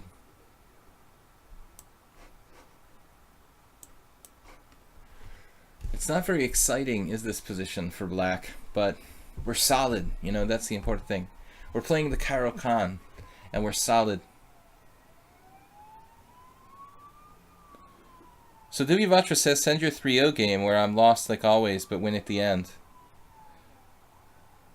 What 3-0 game? Send my 3-0 game where I'm lost like always, but I win at the end? Like, who wins at the end? But it wasn't 3-0. I haven't played in 3-0 in ages. I mean, it could have been 5-0, or it could have been 3-2, I don't remember. But I definitely haven't played any 3-0 games in a long time. Which game are you talking about? Yeah, this is... It's just really, really tough to play the Caro for a win, you know. I keep joking about last year when Hikaru Nakamura played the Caro against Leiko Peter. Just makes you shake your head, you know. It's not a normal decision. Some people were like questioning me, but I mean, I'm serious now. You know, you can't play the Caro-Kann for a win against Leiko. That's the dumbest thing I've ever heard of. You know, you gotta get something dynamic going on. You sent me a PM with my game of 3-0 tempo. Yeah, I saw it. We got it, man. Sometimes have reading troubles. Oh, I thought you were talking about a game. Divyavatra, no, I saw the game. I actually already mentioned on the stream that I saw the game, I think. But I thought you were talking about a game you and I played. I misunderstood you. It's not reading troubles, it's just reading comprehension. That's a different thing. You know, when you when you apply to go to college, you have to take this test called the what is it, like SATs or whatever. They have reading comprehension in the United States, and reading comprehension is different from just general like ability to read. My problem there was the reading comprehension part. So comprehending what you meant, I misunderstood you, thinking like you're talking about a game you played with me.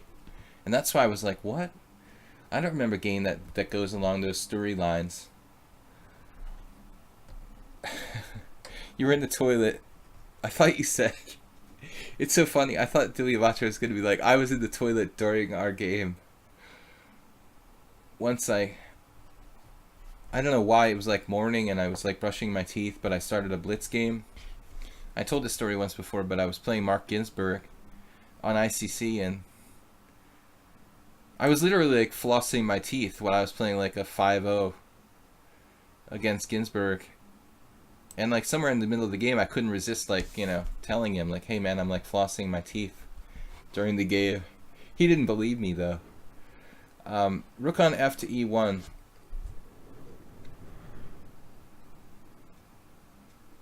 Solid. Nefedov's so classical here. Playing the chess game for a win against Geary. Yeah. You can't play the Caro-Kann against Leko. I mean, it's good for a draw. But then again, so are most openings. So you wouldn't really need to wheel out the Caro to get a draw against Drawko. But Leko was almost world champion. A lot of people don't realize that.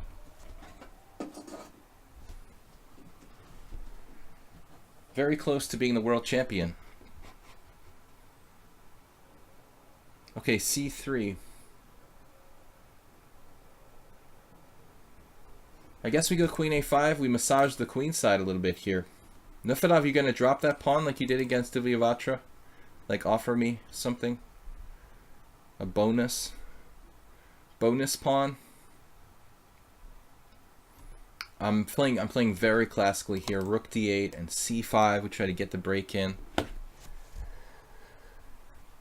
When you win to finish our game. A3.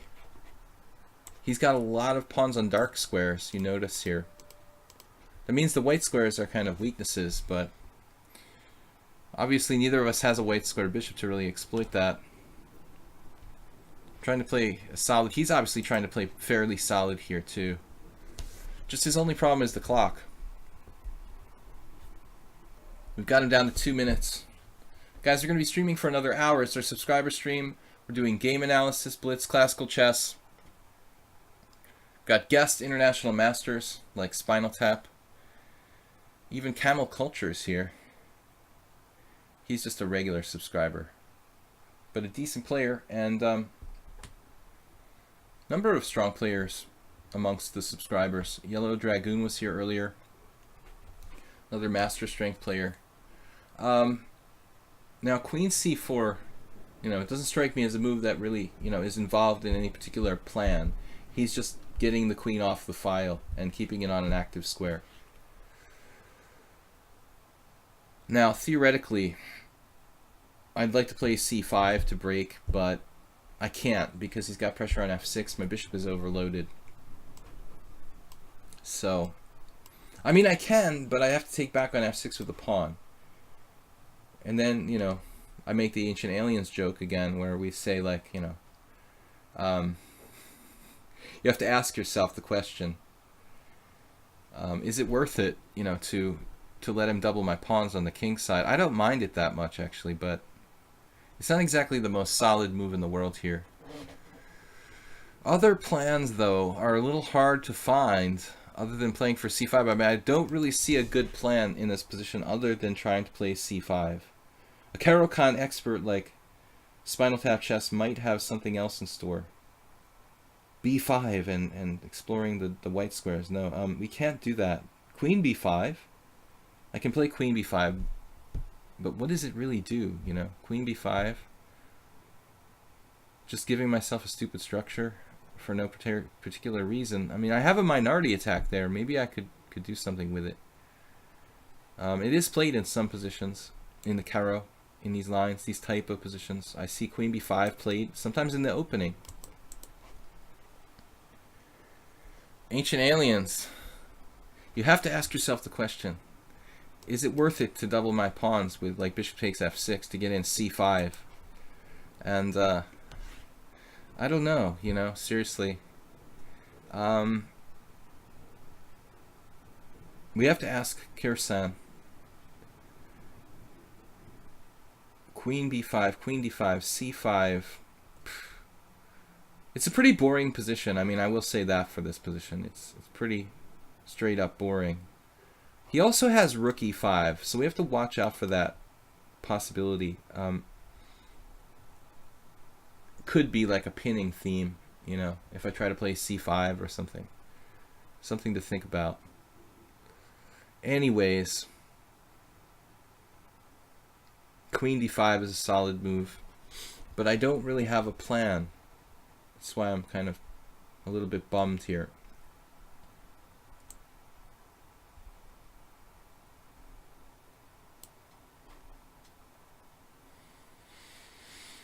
No, he just insta-traded. I was seriously thinking about queen a2 for white. I mean, I think that queen a2 is something that should be considered.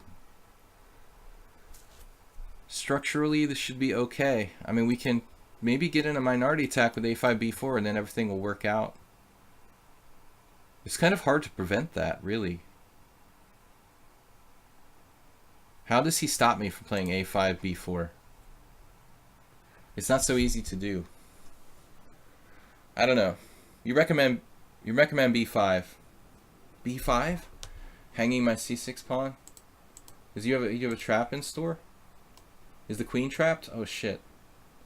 How tactical Spinal Tap is. Oh my god, you saw that like 2-move combination. I didn't see it. b5, queen takes c6, rook c8. Makes sense. Alright, well anyway. He's temporarily stopped our plan. That's okay though. We're gonna hope to win on time. Play for time. The bane of my existence. It's a good move. But I can kick him out with bishop c d6. I really don't mind if he plays bishop takes f6 at some point and doubles my pawn. Rubinstein's favorite structure, like g takes, and no problem.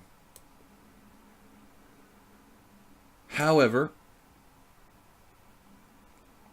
I could play h6 first. Probably doesn't hurt to play that. We'll see where he goes. Back home to c1. We've got a good square for our knight on d5, blockade style. I mean, I don't know. If you put this in the engine, it's probably going to spit out like an equal evaluation. Despite the doubled pawns, they're not really bad doubled pawns. It's actually tempting to take with the pawn here. Dynamize. To dynamize the position. But I don't know if that's objectively correct or not. Then I have double pawns on both sides. The breakthrough d5 has been prevented temporarily. King to the center. He doesn't have d5. Of course. That's a strong knight. It needs to go. I mean, I could probably live with the knight on e5 for a while, but I'm not sure if it's really a wise idea to leave it there too long. Rook endgame. Nefedov played fantastically here. He's slightly better at this point.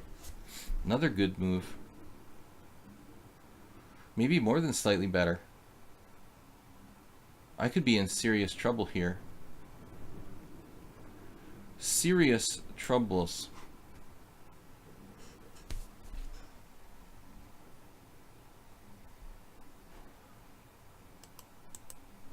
I still haven't achieved my break that I wanted to achieve. White is just better now, centralizing his king. Nefedov played like a master in this game. He also played like a master in the game we just saw. against Diblivatra. Pretty much flawless. Now I'm fighting for a draw.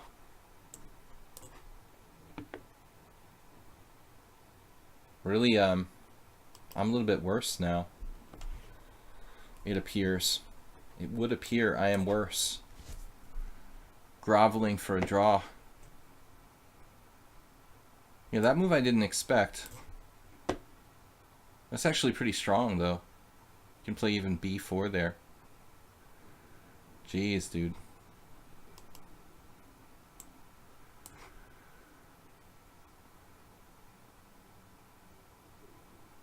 I don't know about this rook ending.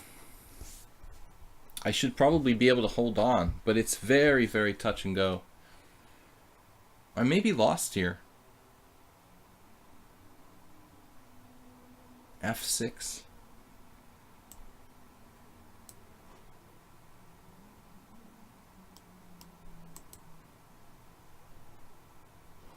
I don't think we're going to see too many cent-pawn loss for white in this game. f5 check probably holds on. I was a little worried about king f3, honestly, but now it's a draw. I'm out of the woods finally. That was his big advantage on the queen side there. Now I might be better, actually. We've got something. Threat of king d5, rook down. We've been planning it all along. Okay, rook check, king there, king d5. King is coming in. I mean, this is sort of injustice if I win this game, because Nefedov, he basically played perfectly until right at the end there. I mean, even here it says he's holding on. I thought I might be winning. Wow. The engine thinks he's holding on here? It's hard to believe. Wow, king d3, rook g3 check? King where? I don't know about my computer. What is going on? How is this okay? Wow, he's okay here. King c2, king e4. It looks like my king is going to kill him. But apparently he has counterplay no matter what I do. Well, I would think that black is clearly better. But I mean, the computer can now calculate me pretty deeply. 30 moves 21, depth 22. It's only plus 0.1. I finally equalized the move 36. I mean, he played great. Nefedov with 11, cent-pawn lost, me with 10. I thought I was busted. I mean, honestly, here, I thought this might be lost. His king position is just too good. G5, and I'm like, I don't know. You know, this is real close to lost. If this was the World Cup against Grishuk, I think I'm punching in a 0 here, you know, or MVL. After G5, I mean, maybe a computer can hold this, but I wouldn't be surprised if I'm lost. King e7, rook c8. Now apparently I have f5, but that leaves me with a sick pawn on g6. Oh, there's a computer variation. f5 check, king d3, rook d8. I don't know if this is good enough. The engine doesn't have time to evaluate it. This is real close to lost. No time to analyze this whole thing on the stream, but so food for thought there. Nefedov with 11 cent-pawn loss. He played perfectly right until the end when he was slightly worse. We're having a tough time with you guys today. I've got a challenge from King Chaser. I lost the challenge. Wait a minute. I have World Losers, Game Analysis, and Dilyavatra. We'll bring those two up now. Let me do the Dilyavatra first. He was first. Alright. This is a 3-0 game. What? Dilyavatra 3-0. And it's one of his famous comebacks. Yeah, I'm not a player. I don't like e3. I'm not a player who likes e3 in the Slav, but it's obviously the choice of most grandmasters today. In the last Speaking of, well, I mean, basically since about the time when Kramnik played Topalov for their World Championship match, the toilet gate, I would say since about that time, you know, about 10 years ago or a little bit more, E3 is really, you know, everybody plays E3 against in a semi-Slav or against the Slav and semi-Slav. It used to be that like in the 90s, and everyone played knight C3, but now E3, it seems so passive for white, you know, like where's our advantage? Bishop D3.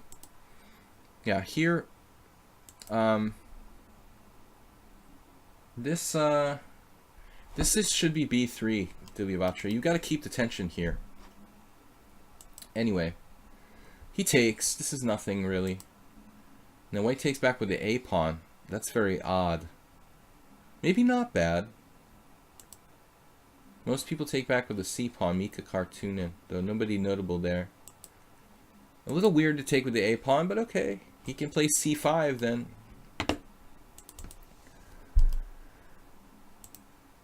Yeah, this is weird. You're playing like with no plan. I mean, obviously bishop D2 maybe should be reconsidered. I mean, you know, you have knight BD2 to support the knight on F3, get out of the pin, and then follow up with something like maybe B3, and then A4 or bishop A3 later on. Yeah, I think you rushed here a little bit.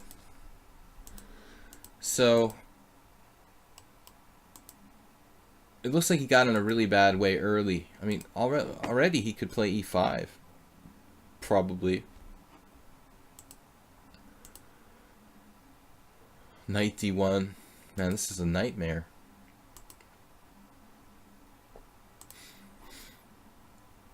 Queen E1, the second best move. You're in a real world of hurt here. Carlos is 2400.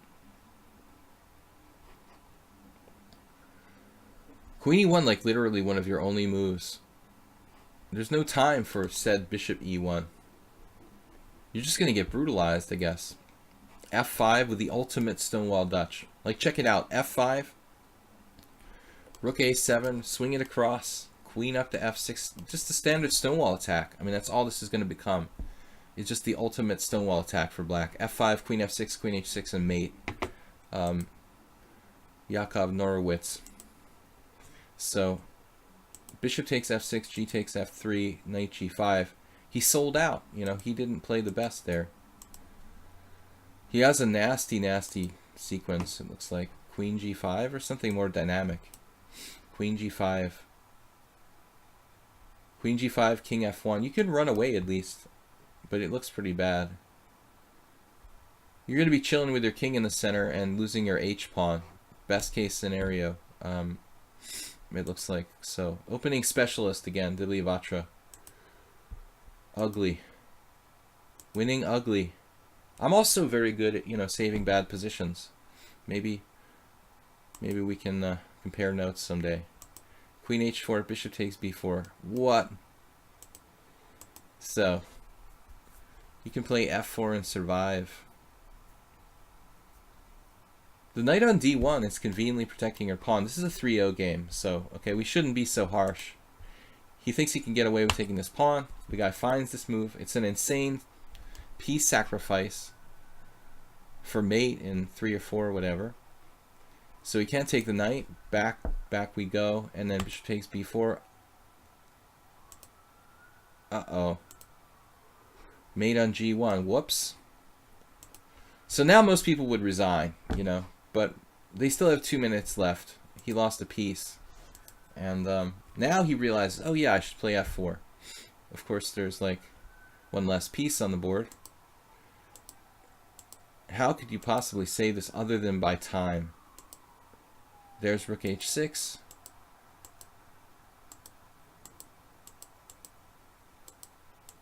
And you're just down a piece for nothing. Rook a1, a proud move. You got to admit that these rooks, according to ancient aliens, look pretty strong. You're powered up behind that passed pawn. Nice, man. Nice. Yeah. Okay, it didn't work out with the rook on a1, the rook on a. This is good for like an intermission, entertainment value. And eventually, they both have like a minute and a half left. Now you realize, oh no, I thought you realized your king position should like shift to the center of the board. I thought you were going to mobilize your king, but no, he goes back to h1. It was just a subtle maneuver. A subtle maneuver. And what? Trading pieces when you're down a piece. What happened there? Oh god, the rook. What? Right, so all along this has been like waiting there, lurking. This monster in the closet. And when he plays rook c3, black just forgets about it. Oh no. And it's over. He loses all of his pieces. You can't trap the knight. No, that's suicide. This is a game I would be proud of. Our subscriber Divya Batra winning without the clock, really playing an active role in the game there. Good entertainment value. World loser. Something more serious, I hope. Lance 5500. He was 2400. Yeah, that's pretty solid. But you never know what you're going to get. Computer cheater who forgot to turn his engine on or something. I don't know, man. Anything could happen. So let's go back here. Guys, International Master William Pascal. Sorry the camera speed is so slow, but I have the FPS set down to avoid getting drop frames. I might look a little slow. All right. So we should actually do this from black's perspective. Flip board. Lance 5500, of course, a regular feature here on lichess. He's a strong player. Knight takes d4, knight f6. World Loser likes picking on him by submitting his games here for our analysis. a6, rook g1. Yeah, this move was a trend a little while ago, you know, back about 10 years ago. I can say that. 10 years ago was a little while. That's the way it feels to me, to be perfectly honest. I was playing a lot of tournaments in here in those days, and I would say between like 2005 and 2008, you know, this rook g1 move had quite a bunch of advocates. I don't see any games in that era though. There's 99 games back much further. Well, I think that there may have been two periods when this move was popular. There was like an early discovery period, and then a later period where it like popped up again. Now we see h3 a lot as a very trendy move in the last year or two. But rook g1 was kind of the precursor of h3. Okay, you've been hanging out with my friend Zlatko Olincic, World Loser. Zlatko basically, you know, he's kind of lost control of himself as an opening experimental player. He's gone crazy. He's playing like h5 every time he can play it in any position where it's remotely. He'll do it in the Najdorf on like you here. I mean, just anywhere he'll play h5 and not castle. You know, it's interesting though. For a practical game, I think it's a good try, especially in a faster time control. This objectively probably, you know, has some flaws, but anyway, look, I mean, there's some decent players here that played it, like 2400s. Andre Florian. I think that guy was in the US for a while. Okay, bishop g5. That's obviously one of the problems with h5. You know, now rook g1 looks irrelevant, semi-irrelevant, but yeah. Now, Lance chose to play f4. You know, it's obviously tempting to play with the pieces here with sacrifices on f7. I know you submitted a game against Lance last time we had a stream, sort of subscriber stream. Yeah, it was a good game. Who am I talking to? Nefedov. Nefedov, good game. So f4, yeah, bishop c4. There's the other idea of queen e2.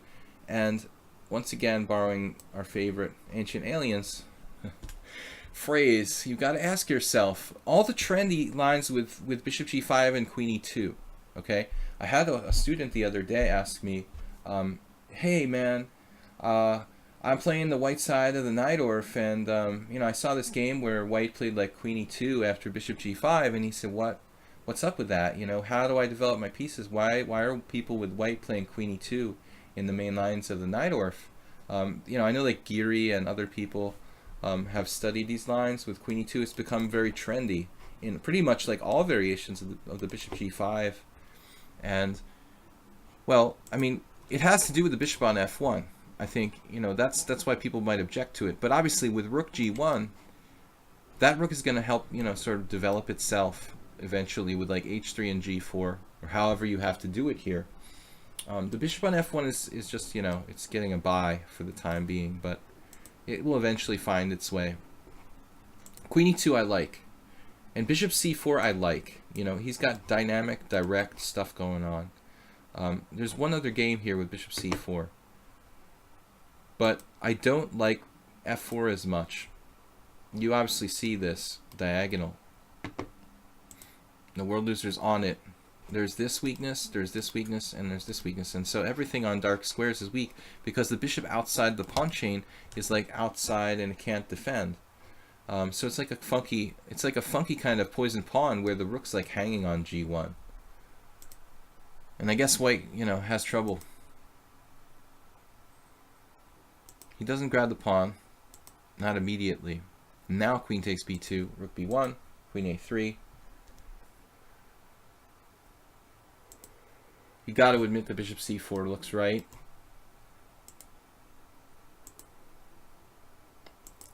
And so, do we need to play b5?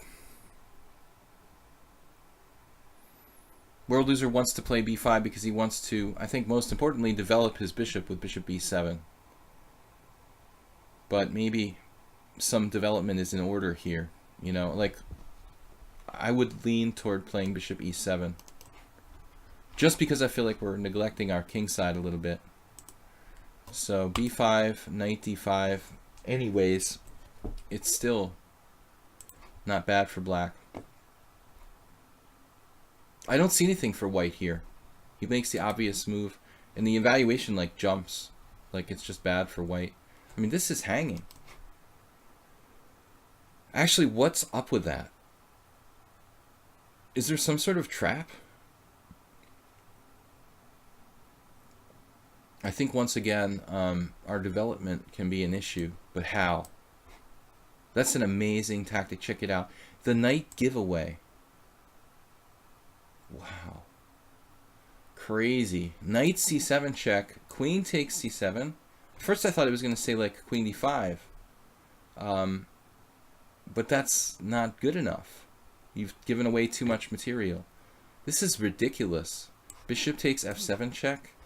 King takes f7, literally only move. Queen d5 check. Check out this variation. Now, if you go here, you get checkmated frontally by queen e6 and queen takes e7. So you literally have to go here, and then Lance can do insane stuff like knight h4 check. Oh my god. Knight h4 check, king h7, queen takes e4 check, when he has at least a draw by repetition. That is just wicked. So look what happens if you make one move, like trying to be greedy and take that pawn on e4. White just, he unleashes the fury of hell. So good sense from... Oh, you did do it. Oh my god, I thought you didn't do it. You did do it. Wow, he missed it. Yeah, I mean, if you had played, though, bishop e7, I mean, I'm surprised you didn't, honestly. You're a pretty practical player, World Loser, so you usually have a sense for that kind of stuff. I mean, I'm surprised you didn't play bishop e7. That was your plan with b5. The temptation was just too strong. It's hard to see that. I mean, if Lance found all that stuff, I mean, you know, it's what is the time control here? Is this a simul? It's actually from a year ago. What was the time control? 40 plus 60, it's a simul. Okay, it's a long simul, so he could have found it. But he probably is playing a lot of boards, so you kept it simple by trading pieces, and now you're just better. Now bishop b7. He doesn't have enough. Structurally, he's got some compensation. You've got isolated pawn on d6, but his king is messed up. You're just clearly better. And another practical decision, but maybe this was going a little bit too far. Your bishop is pretty powerful on b7. You could just castle queenside. Obviously you're afraid of him opening lines, you know. f6. Yeah, it's hard to make a decision here. I don't blame you for playing bishop takes f3 because it's hard to come up with a good alternative. I mean, f6 looks very weakening. Queenside castles look scary because he could open lines, but objectively, I guess you got everything under control, you know. So you can castle queenside if you calculate this carefully. It looks a little scary, but he doesn't have enough. That rook on g1, you know, never played. Your rook never played. Basically, you're both playing the game with no rooks on the king side. But World Loser traded here. Now white's bishops look pretty good, and the white squares start to go. I thought you won this game. Maybe you won on time, but I don't know. It's draw. Okay. Yep, so the white squares became a concrete problem, and now suddenly Lance was in the game.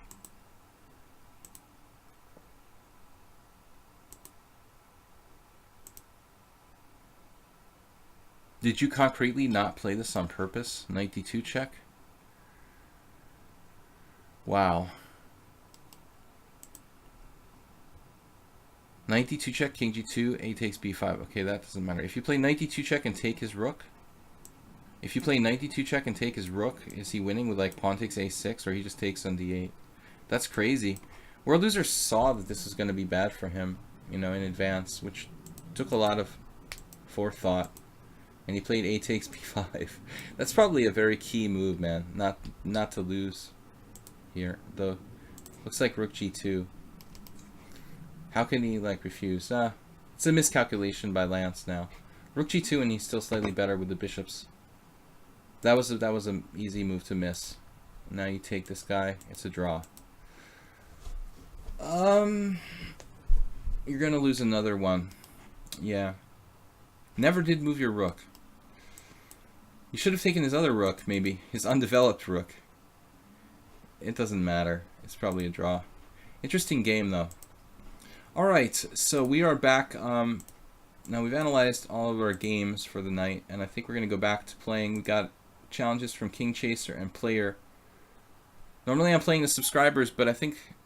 Well, Camel Culture is not a subscriber, is he? But he did make a donation and a cheer 100. Thank you, Camel Culture. You're certainly welcome to challenge, man.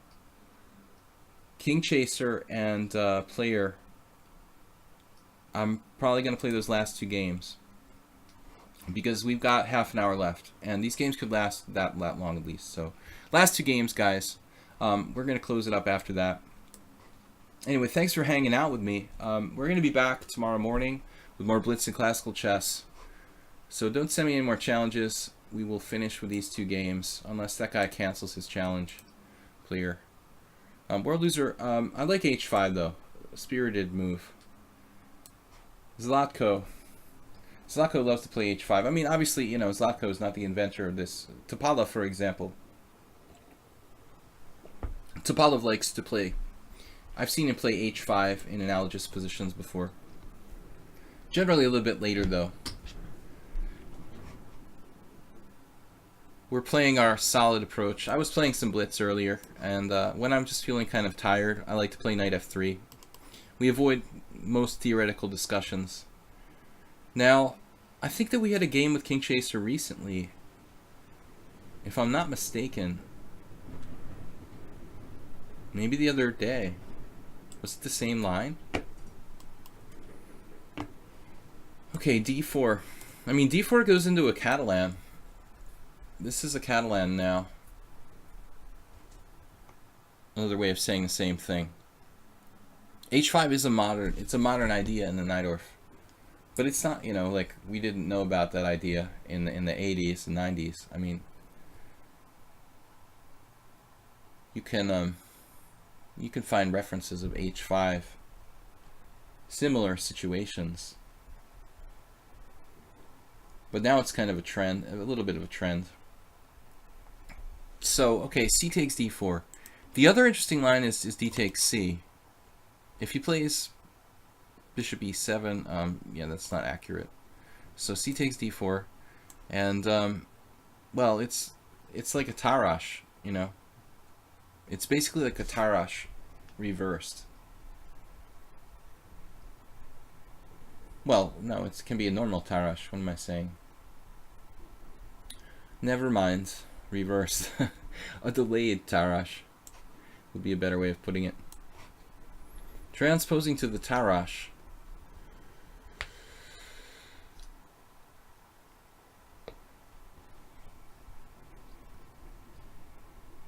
Castles, C takes D, E takes D, we're right into the main line of the Tarash. Other possibilities are there. He can try to take with a knight on D5. I think the variation is castles, C takes D, knight takes D5, knight D B5 for white is theory. And supposed to be like slightly better for white. So that's your choices. Yeah, World Loser. I thought the game was good. I thought the key thing there was, you know, obviously grabbing the pawn was dangerous, but it was almost impossible to calculate that line. And but intuitively, like maybe playing bishop e7, at some point you've got to get your pieces developed. And obviously Lance had the same problem with the rook on g1. Okay, so there's no knight takes d5. We're in a pure Tarash main line with bishop g5. There are other ways for white to play. I don't really like them though. Like b3, it's pretty lame. So you will see other moves occasionally. Bishop f4, bishop e3. It's not written in stone that bishop g5 is definitely the best move there. It's by far the most popular. Now, for some reason, in the last couple of weeks, I've seen this like on 3 occasions, and I don't think that this wasn't our last game. I don't know if King Chaser has ever played this way against me. Somebody else played this way against me on the stream, not so long back, and I looked it up. I had a game the other day where somebody did this, and maybe it was one of the other regulars who watches my stream. But looking in the lichess opening explorer, not surprisingly, knight takes d4 is almost like never played. So here I try to remember what I saw. Yeah, okay. So the other day I had a game where I played like rook a d1, and the exact same position, and I looked at it later with the engine, and it said rook f d1. Now, basically, this position is one of a couple things. It's a Tarash, but it's also, this may sound weird, it's actually a reversed Grunfeld, and that's kind of what I was trying to say before when I got confused and said reversed Tarash. It's actually a reversed Grunfeld, like if white played the e3 line against the Grunfeld. So in spirit, it's kind of Grunfeld. It's kind of like I'm playing the Grunfeld. It's kind of like, you know, he's playing the Tarash. Maybe the Tarash and the Grunfeld are kind of interchangeable things. Anyway, so rook f d1, according to the engine, is better than rook a d1. I played rook a d1 because I was nervous about my f2 pawn. Once I beat Danish Borosh, because of something like bishop c5, bishop takes f2 check, you know, with colors reversed in Grunfeld with a structure like that. And I know from experience in the Grunfeld, you have to be particularly careful when you move your f rook about leaving the f2 square weak. So one has to be careful in this kind of position about the f2 square. Now, I don't think that rook e8 is a big deal, and I have to find a plan here. Maybe we're just lifting that pawn. I could play something as simple as like queen d3. Maybe not. Queen a4. Queen a4 makes some sense.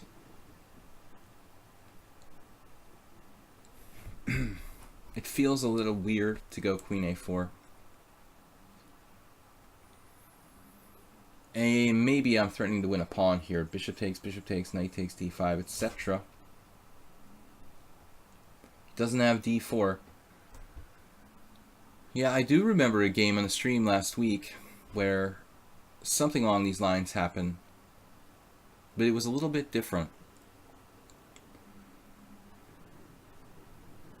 I don't know if queen a4 is the right move. There's a lot of robotic moves I could play there, like Rook c1. That's a good robotic move, but nevertheless robotic. See, I'm talking about stuff like rook c1, bishop c5. I've got bishop takes f6 there, probably. You got to watch out for stuff like rook c1, bishop c5. Let's say rook c8, rook c1, bishop c5, queen goes somewhere, and then you got the bishop takes f2 check, king takes f2, knight g4 check, queen takes g4. Whoops, doesn't work. Okay. Anyway, enough said. Yeah, this move I looked at. I thought my main line was this. It's basically a reverse c3 Sicilian now. We'll have to dial up Sergei Smagin and see what he says about it. So, queen b5. My original idea was queen b3, but that's inferior. It looks like queen b5 is much better than queen b3. I was analyzing this a minute ago. You know, queen b6 is normal. So, it's kind of a reverse c3 Sicilian. It's a Grunfeld, it's a Tarrasch, it's 3 different openings in one. White's better, but maybe black's possibly okay here. The question is, for me, the move queen a4. I don't know if that was the right move. It may have been a very serious waste of time, but I didn't see what my plan was. The other move I looked at, instead of queen a4, was a3. But once again, I'm a little bit worried about bishop c5 stuff. But he's got rook c8, queen takes a7. He can't just play this and drop his a7 pawn. That's the real problem for black. So a3, somewhat constructive move. Okay, this ending. He's taking some pressure off of d5. I'm threatening a fork at c7. I've got a good blockading square. But I'm not winning material.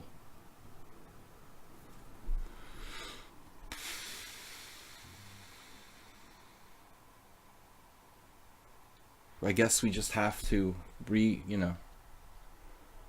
reorganize.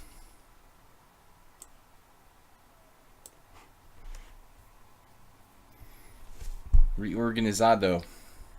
So it is a Tarrasch Grunfeld C3 Sicilian. Exactly. It's a combination of all three. It's probably something else I can't think of.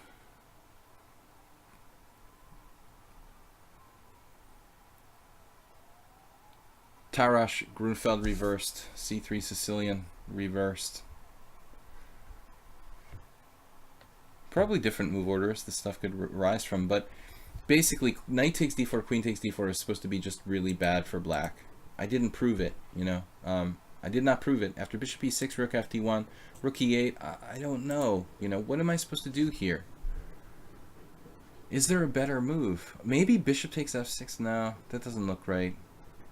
Rook c1 looks kind of eh. I mean, maybe you could do something cool like rook c1, rook c2, rook d2, tripling up with like a kind of queen frontal Alekhein's gun.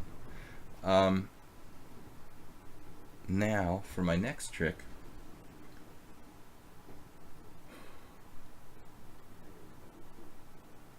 Fortunately, rook c7 doesn't work. Knight d4. We can get the bishop pair, but is it that much? It's not that valuable. Nothing really concrete here.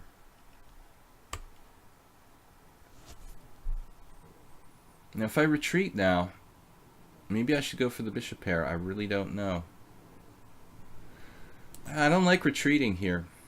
I don't know. Knight d4, rook c8.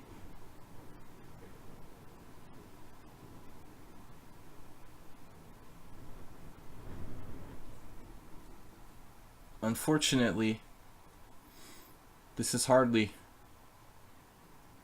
devastating for black.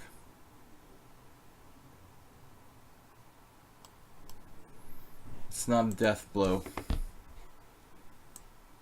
But this ending with the two bishops against bishop and knight with imbalance in the pawn structure should give white winning chances. I'm going to hide under my shirt. Objectively, one would assume that maybe this is a draw with perfect play. But there's a lot of play in this position. A lot of play. He's going to centralize his king. forced. Number one rule here is do not, do not let him trade pieces, probably. I played this game pretty minimalistically. Objectively, black should be okay, but he has to have good technique. It's not really easy for black. Okay, what are we gonna do? E3 probably at some point. Super creepy crawler setup. I don't know, man. I don't have much here. His king is pretty good. His islands aren't that weak. He's got his pawns on the right color. A lot of pawns on white squares. Cover the white squares because he doesn't have a white square bishop. We've got really minimal potential here. It should be a draw. But that doesn't mean that it can't be won. So, knight b6. Not a great square for the knight. I'm going to simply play b3. Maybe I don't need to. There's the other entry square here he could go to. Actually, that's more irritating. Keeping him off of c4. Still black is fine. I really want to bring my king to the center, somewhere where I can play a key role. If I can get in e4 favorably, as in like, okay, this is a controversial move now, d4. Wow. Super controversial. If he can't support that pawn, that could be a big mistake. We could artificially isolate it with f4. f4, knight d5, bishop g2. It gets kind of sharp after that. I could play e4, creating a blockade scenario. Not really in love with that idea. I feel like the knight might be decent there. So I don't know here. e3.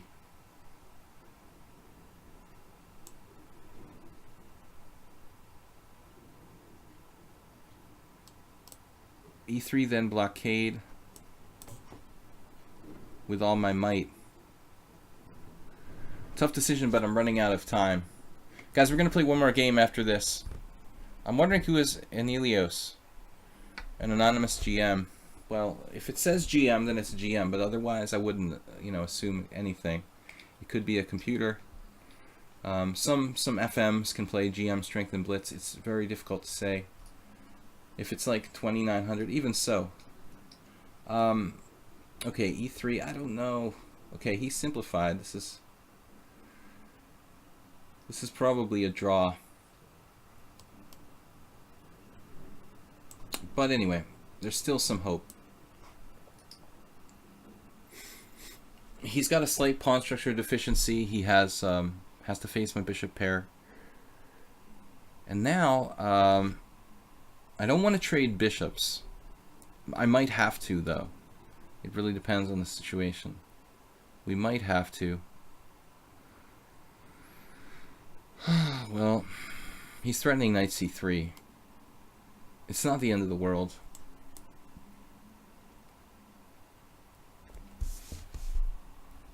Not a bad player, King Chaser 2100. I think he doesn't know a lot of opening theory. That's his weak point. You saw the opening here. Like totally non-book approach. This is not a bad move. It should be drawn. I'm trying to open up my bishop, but it's too slow. I don't have enough here. This is a draw. I'm 99% sure. So we'll see though. 2700 in Blitz. A Greek name though. Well, there's plenty of good Greek players.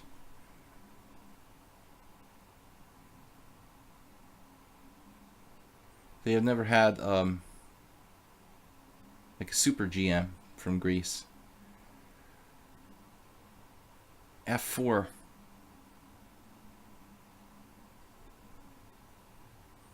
Now a5, b4. I mean, b4 looks...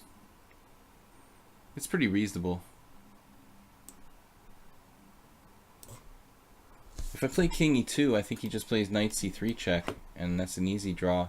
I mean, even if he was to lose a pawn, he's probably still drawn.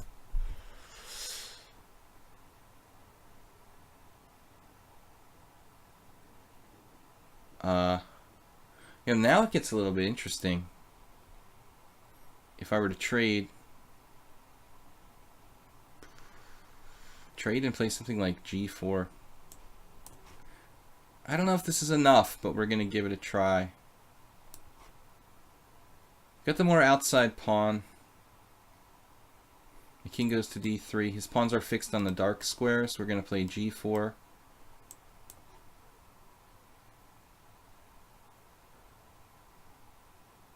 I mean, d4 is kind of risky to put another pawn on the dark squares. But it would give him space for whatever that's worth. But he's got some issues here. So it's still not clear I can zugzwang him though. How am I going to make progress in this position? I mean, it's very, very difficult to make progress.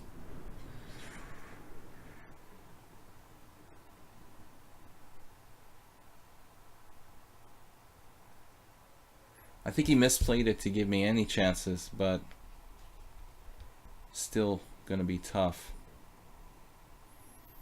Can't play king d4.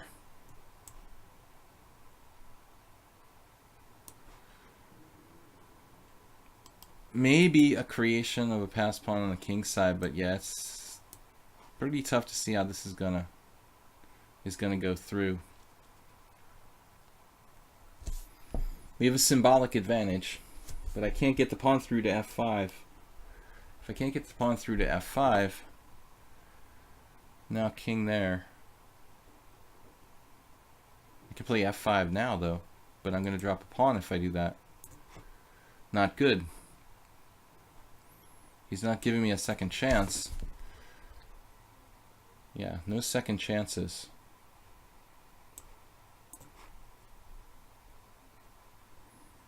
He doesn't have a lot of waiting moves.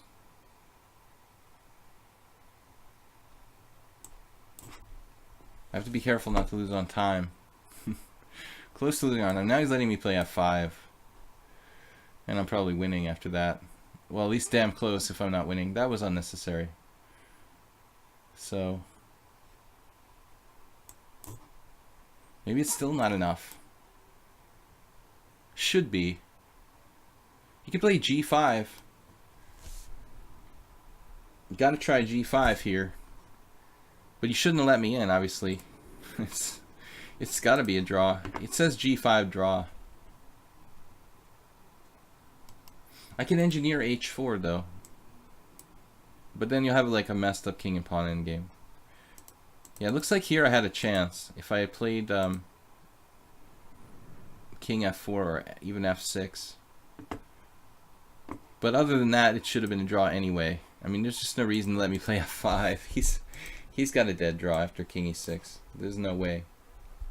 You're not winning this position against anybody. Even with the bad pawns fixed on the wrong color there, he has too much space with his pawn on d5. I have two advantages, you know, outside pass pawn and his pawn's on the wrong color. It's still not enough to win. So last game today, player 1, 2, 3, 4, whatever. And we'll be back tomorrow morning.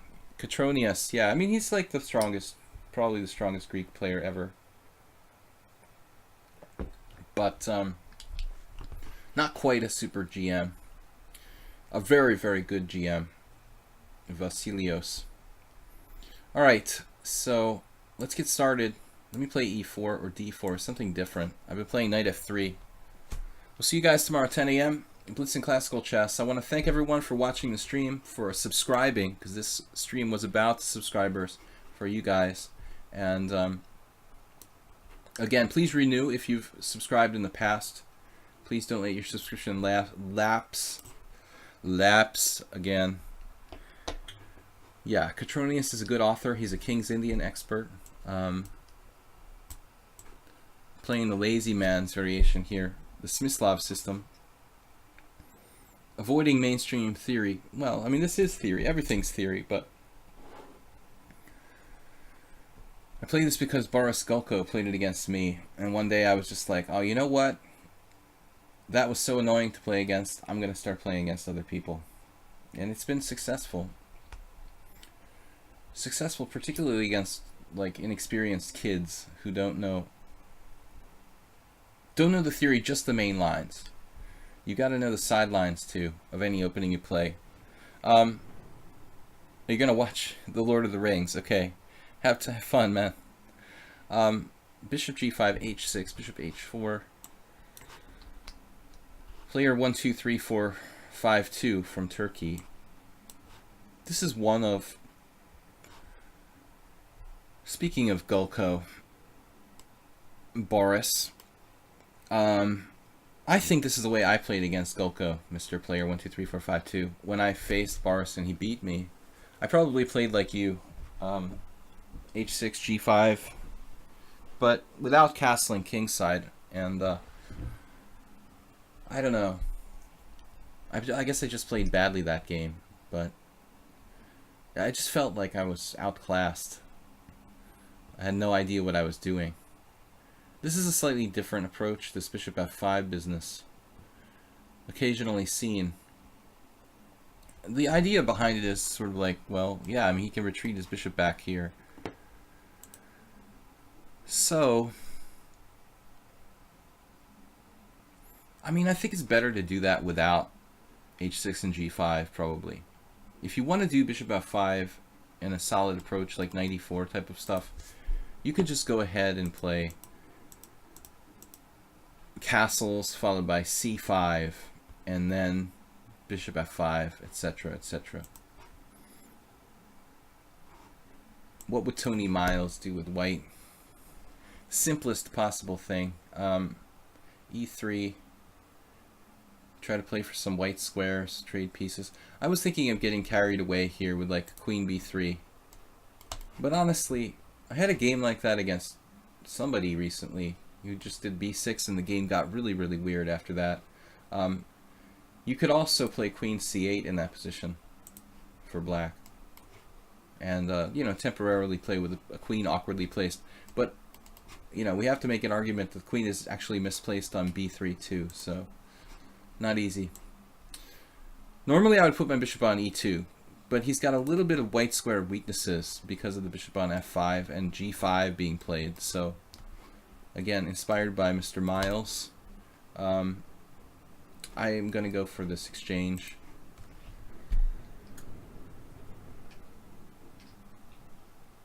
Timed out. Alright guys, see you tomorrow morning. Don't forget to subscribe to the channel. Also, I welcome donations to support this Twitch stream and my YouTube channel, Video Chess Training on YouTube. You can check out the uploads. I put all the streams up there as well as other stuff. Hopefully we'll get back to making some new videos for the YouTube channel once a week. I've got various material on there now. If you guys have any ideas or suggestions for the stream or for my YouTube channel, please let me know. My email is videochesstrainer@gmail.com. You can contact me about lessons. I don't have a lot of availability right now, but I mean, from time to time I do. So if you're really serious about chess lessons, let me know, and I might be able to accommodate you. Queen takes d3, and well, as I said, you know, I don't really like g5 in this particular setup where you go on like bishop f5. There are some situations with g5. You're hunting down this bishop, which he should probably consider. Anyway, he can play it. Now I've got maybe h4.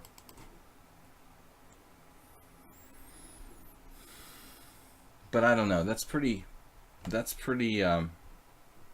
crazy stuff. Let's just play simply. I don't have too much though. Objectively, maybe I should consider playing e4 after all. Just because I didn't play e4 right away doesn't mean I'll never play e4. If his bishop's on a dark square, maybe a white square pawn structure is good for me.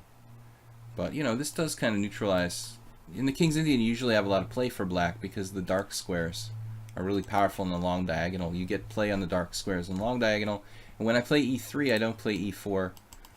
It usually frustrates people who play the King's Indian because they don't have like these traditional kind of plans involving like e5 aren't as effective for black here. You'll try to join the game in the morning, not the stream though. Okay. Book films. I'm playing viewers in the morning. Oh, now I'm playing viewers too. Now he goes knight h5. Okay, it's logical. You know, in retrospect, maybe the right move for me would have been to play h3 and to meet knight h5 with bishop h2, but I'm a little bit tired and it didn't occur to me. Not being a London system regular as well. Now I have to be a little bit careful. I'm still considering h3. Basically e4 though, another possibility. But this, I take this threat very seriously, you know, of like f5, f4. That is not a joke. Maybe a tactic, queen move again. I don't know. G4, H4, Petrosian style. H4. If G4, knight H2, my knight's pretty ill in there. Not crazy about that. D5 is played by Golko in aforementioned game with the idea of knight D4. Not sure about it. This is a tough position. If I just play routinely though, with like h3, f5, bishop h2, it's a little scary. h3, f5, bishop h2, g4. I don't know if I like that. Don't know if I like it at all. But on the other hand, there's some complicating factors. Oh man, I don't know. Queen f5 doesn't look good. Too artificial. We can play like knight d2. But again, f5, it's very annoying, this move. d5 gives him holes for his knight to come in. I don't really like this. Don't like it one bit. h3 is slow.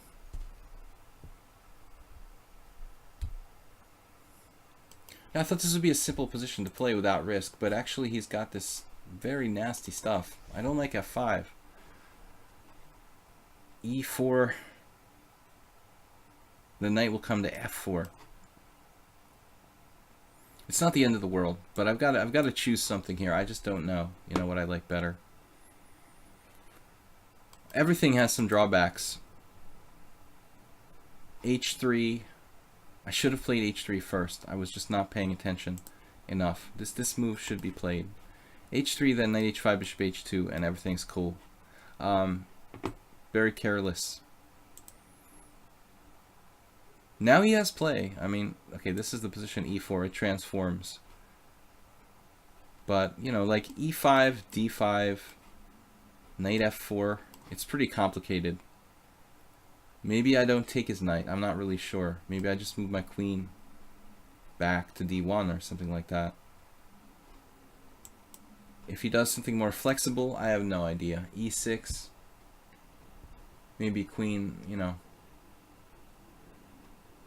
Actually, e6 looks like a sensible move for black. Like a hippopotamus type of setup. Alright guys, last game for today. We're playing Blitz and Classical Chess tomorrow morning against everybody, subscribers and viewers. I mean, we've got a few viewers mixed in there today as well. Please support the stream, and again, you guys are welcome to submit your suggestions. Any ideas for the stream, let me know. Now, I was saying d5, but I want to think before you launch into a plan. Maybe you should think it out a little bit more. There are other moves to consider, like taking. Taking is interesting. Taking, knight takes, bishop takes, knight takes, knight takes. I don't know, a little better there. D5, knight C5, D5, knight F4 takes. I don't know. I mean, strategically, D5 is the normal move. You're maintaining your space advantage. You're not giving up your strong point. But I wanted to think about it. I'm unconvinced about capturing. So now black has to be thoughtful about how he's handling this. He has a bad bishop on G7, and he has to watch out that he doesn't end up in some kind of like very bad Petrosian variation. But his knight's coming in maybe to F4, so life's not so easy for white as well. Though, everything is possible here. Queen E3, maybe. It's a very strange place to put my queen, honestly. I don't think I've ever had my queen on an E3 square in the King's Indian in my life. Probably a bad move. My intention was to play Queen D1 originally. Or, that actually blocks my pieces, though. Queen D1, or... Yeah, I hate this move. Played out of time pressure. A5 is an excellent move. Okay, well, anyway, at some point I'm going to need to do this. We've got to get the knight supporting the E4 square. Probably I put my queen simply on the wrong place. He doesn't have F5, F4. Okay, it's not a problem. You can also challenge his knight with knight B3. That's fine. Queen F6, though. Queen F6 is a mildly unexpected move.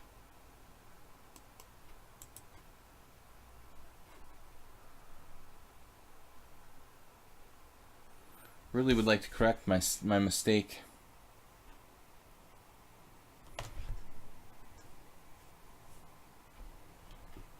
Let's try to keep it simple.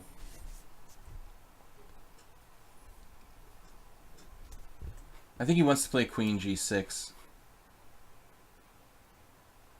White does not have an advantage, really, despite the bad bishop. I could get an advantage if I get in C5 or B4 favorably.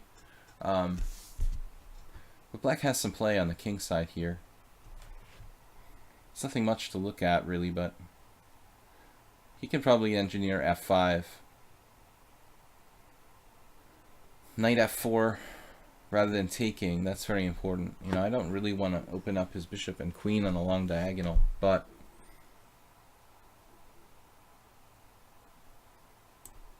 this knight is really irritating. I mean,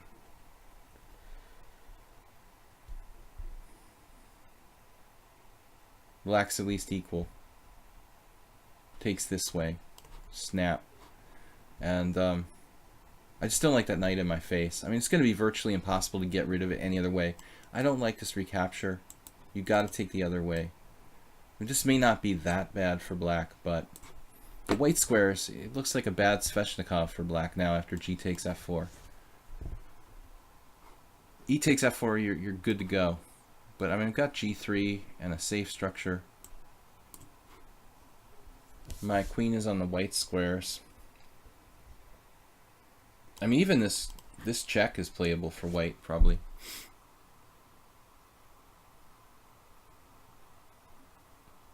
If I play queen, queen check, and then he like takes and I take, and then like E4, maybe I can prepare it somehow.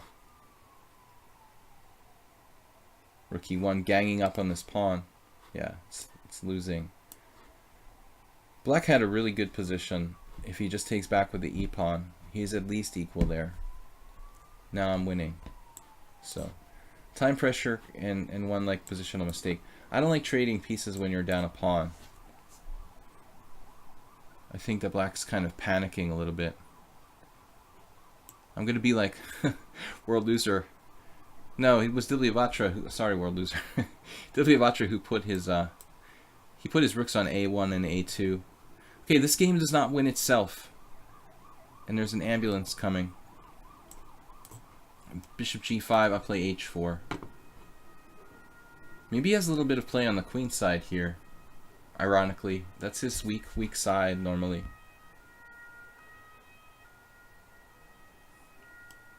Still some work to do. I'm only up a pawn, but I mean, I feel like, you know, a huge ton of bricks is off my shoulders.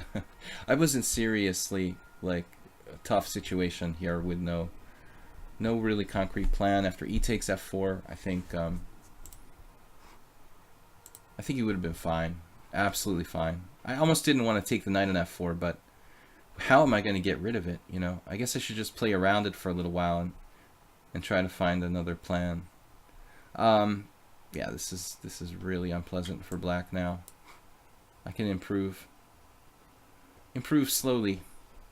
Still, I'll have to make progress.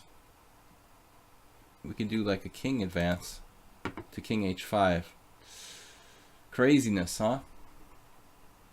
I like it. I like this idea.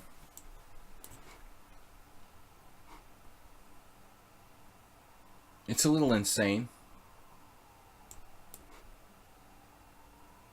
Just because I'm up there doesn't mean I'm going to take the pawn on h5. I'm going to tell you guys now. Or h6. I think I have to be better prepared, you know, to take this pawn. Of course, if I have g4, g5, it's probably all good.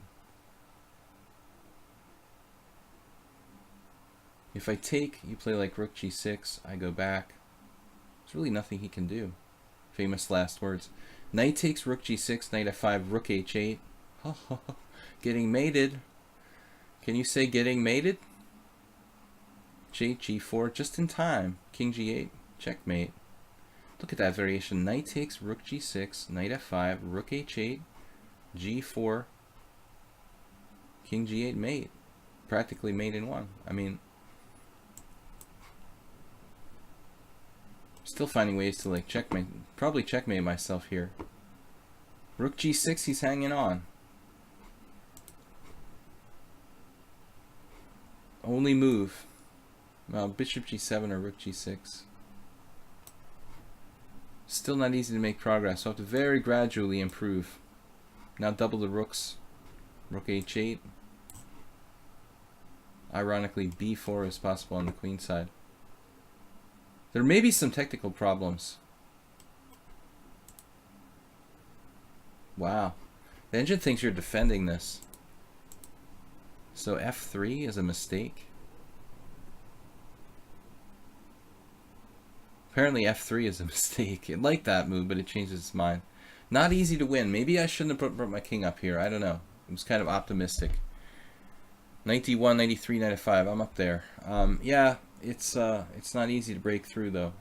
Maybe I went a little too crazy with king h5. It's actually hard to demonstrate a win here for white. Let's see. Rook g1, rook g8. Let's just double up gradually. Rook e1, or rook c2, rook somewhere. Now rook c3, rook c8, rook g3, or what do I do? Rook g3, king g8, and there's the problem. Very difficult to make progress because I put my king on h5. Oh well. Alright guys, thank you for the games. We'll be back tomorrow morning, 10 a.m. CEST. International Master William Pascal, aka Sludgy, here on Twitch. Please subscribe. I hope you enjoyed this subscriber stream, and we will be back tomorrow. Thanks, World Loser, for being here as we search for a permanent moderator, and I appreciate it. Great games, guys. Bye-bye.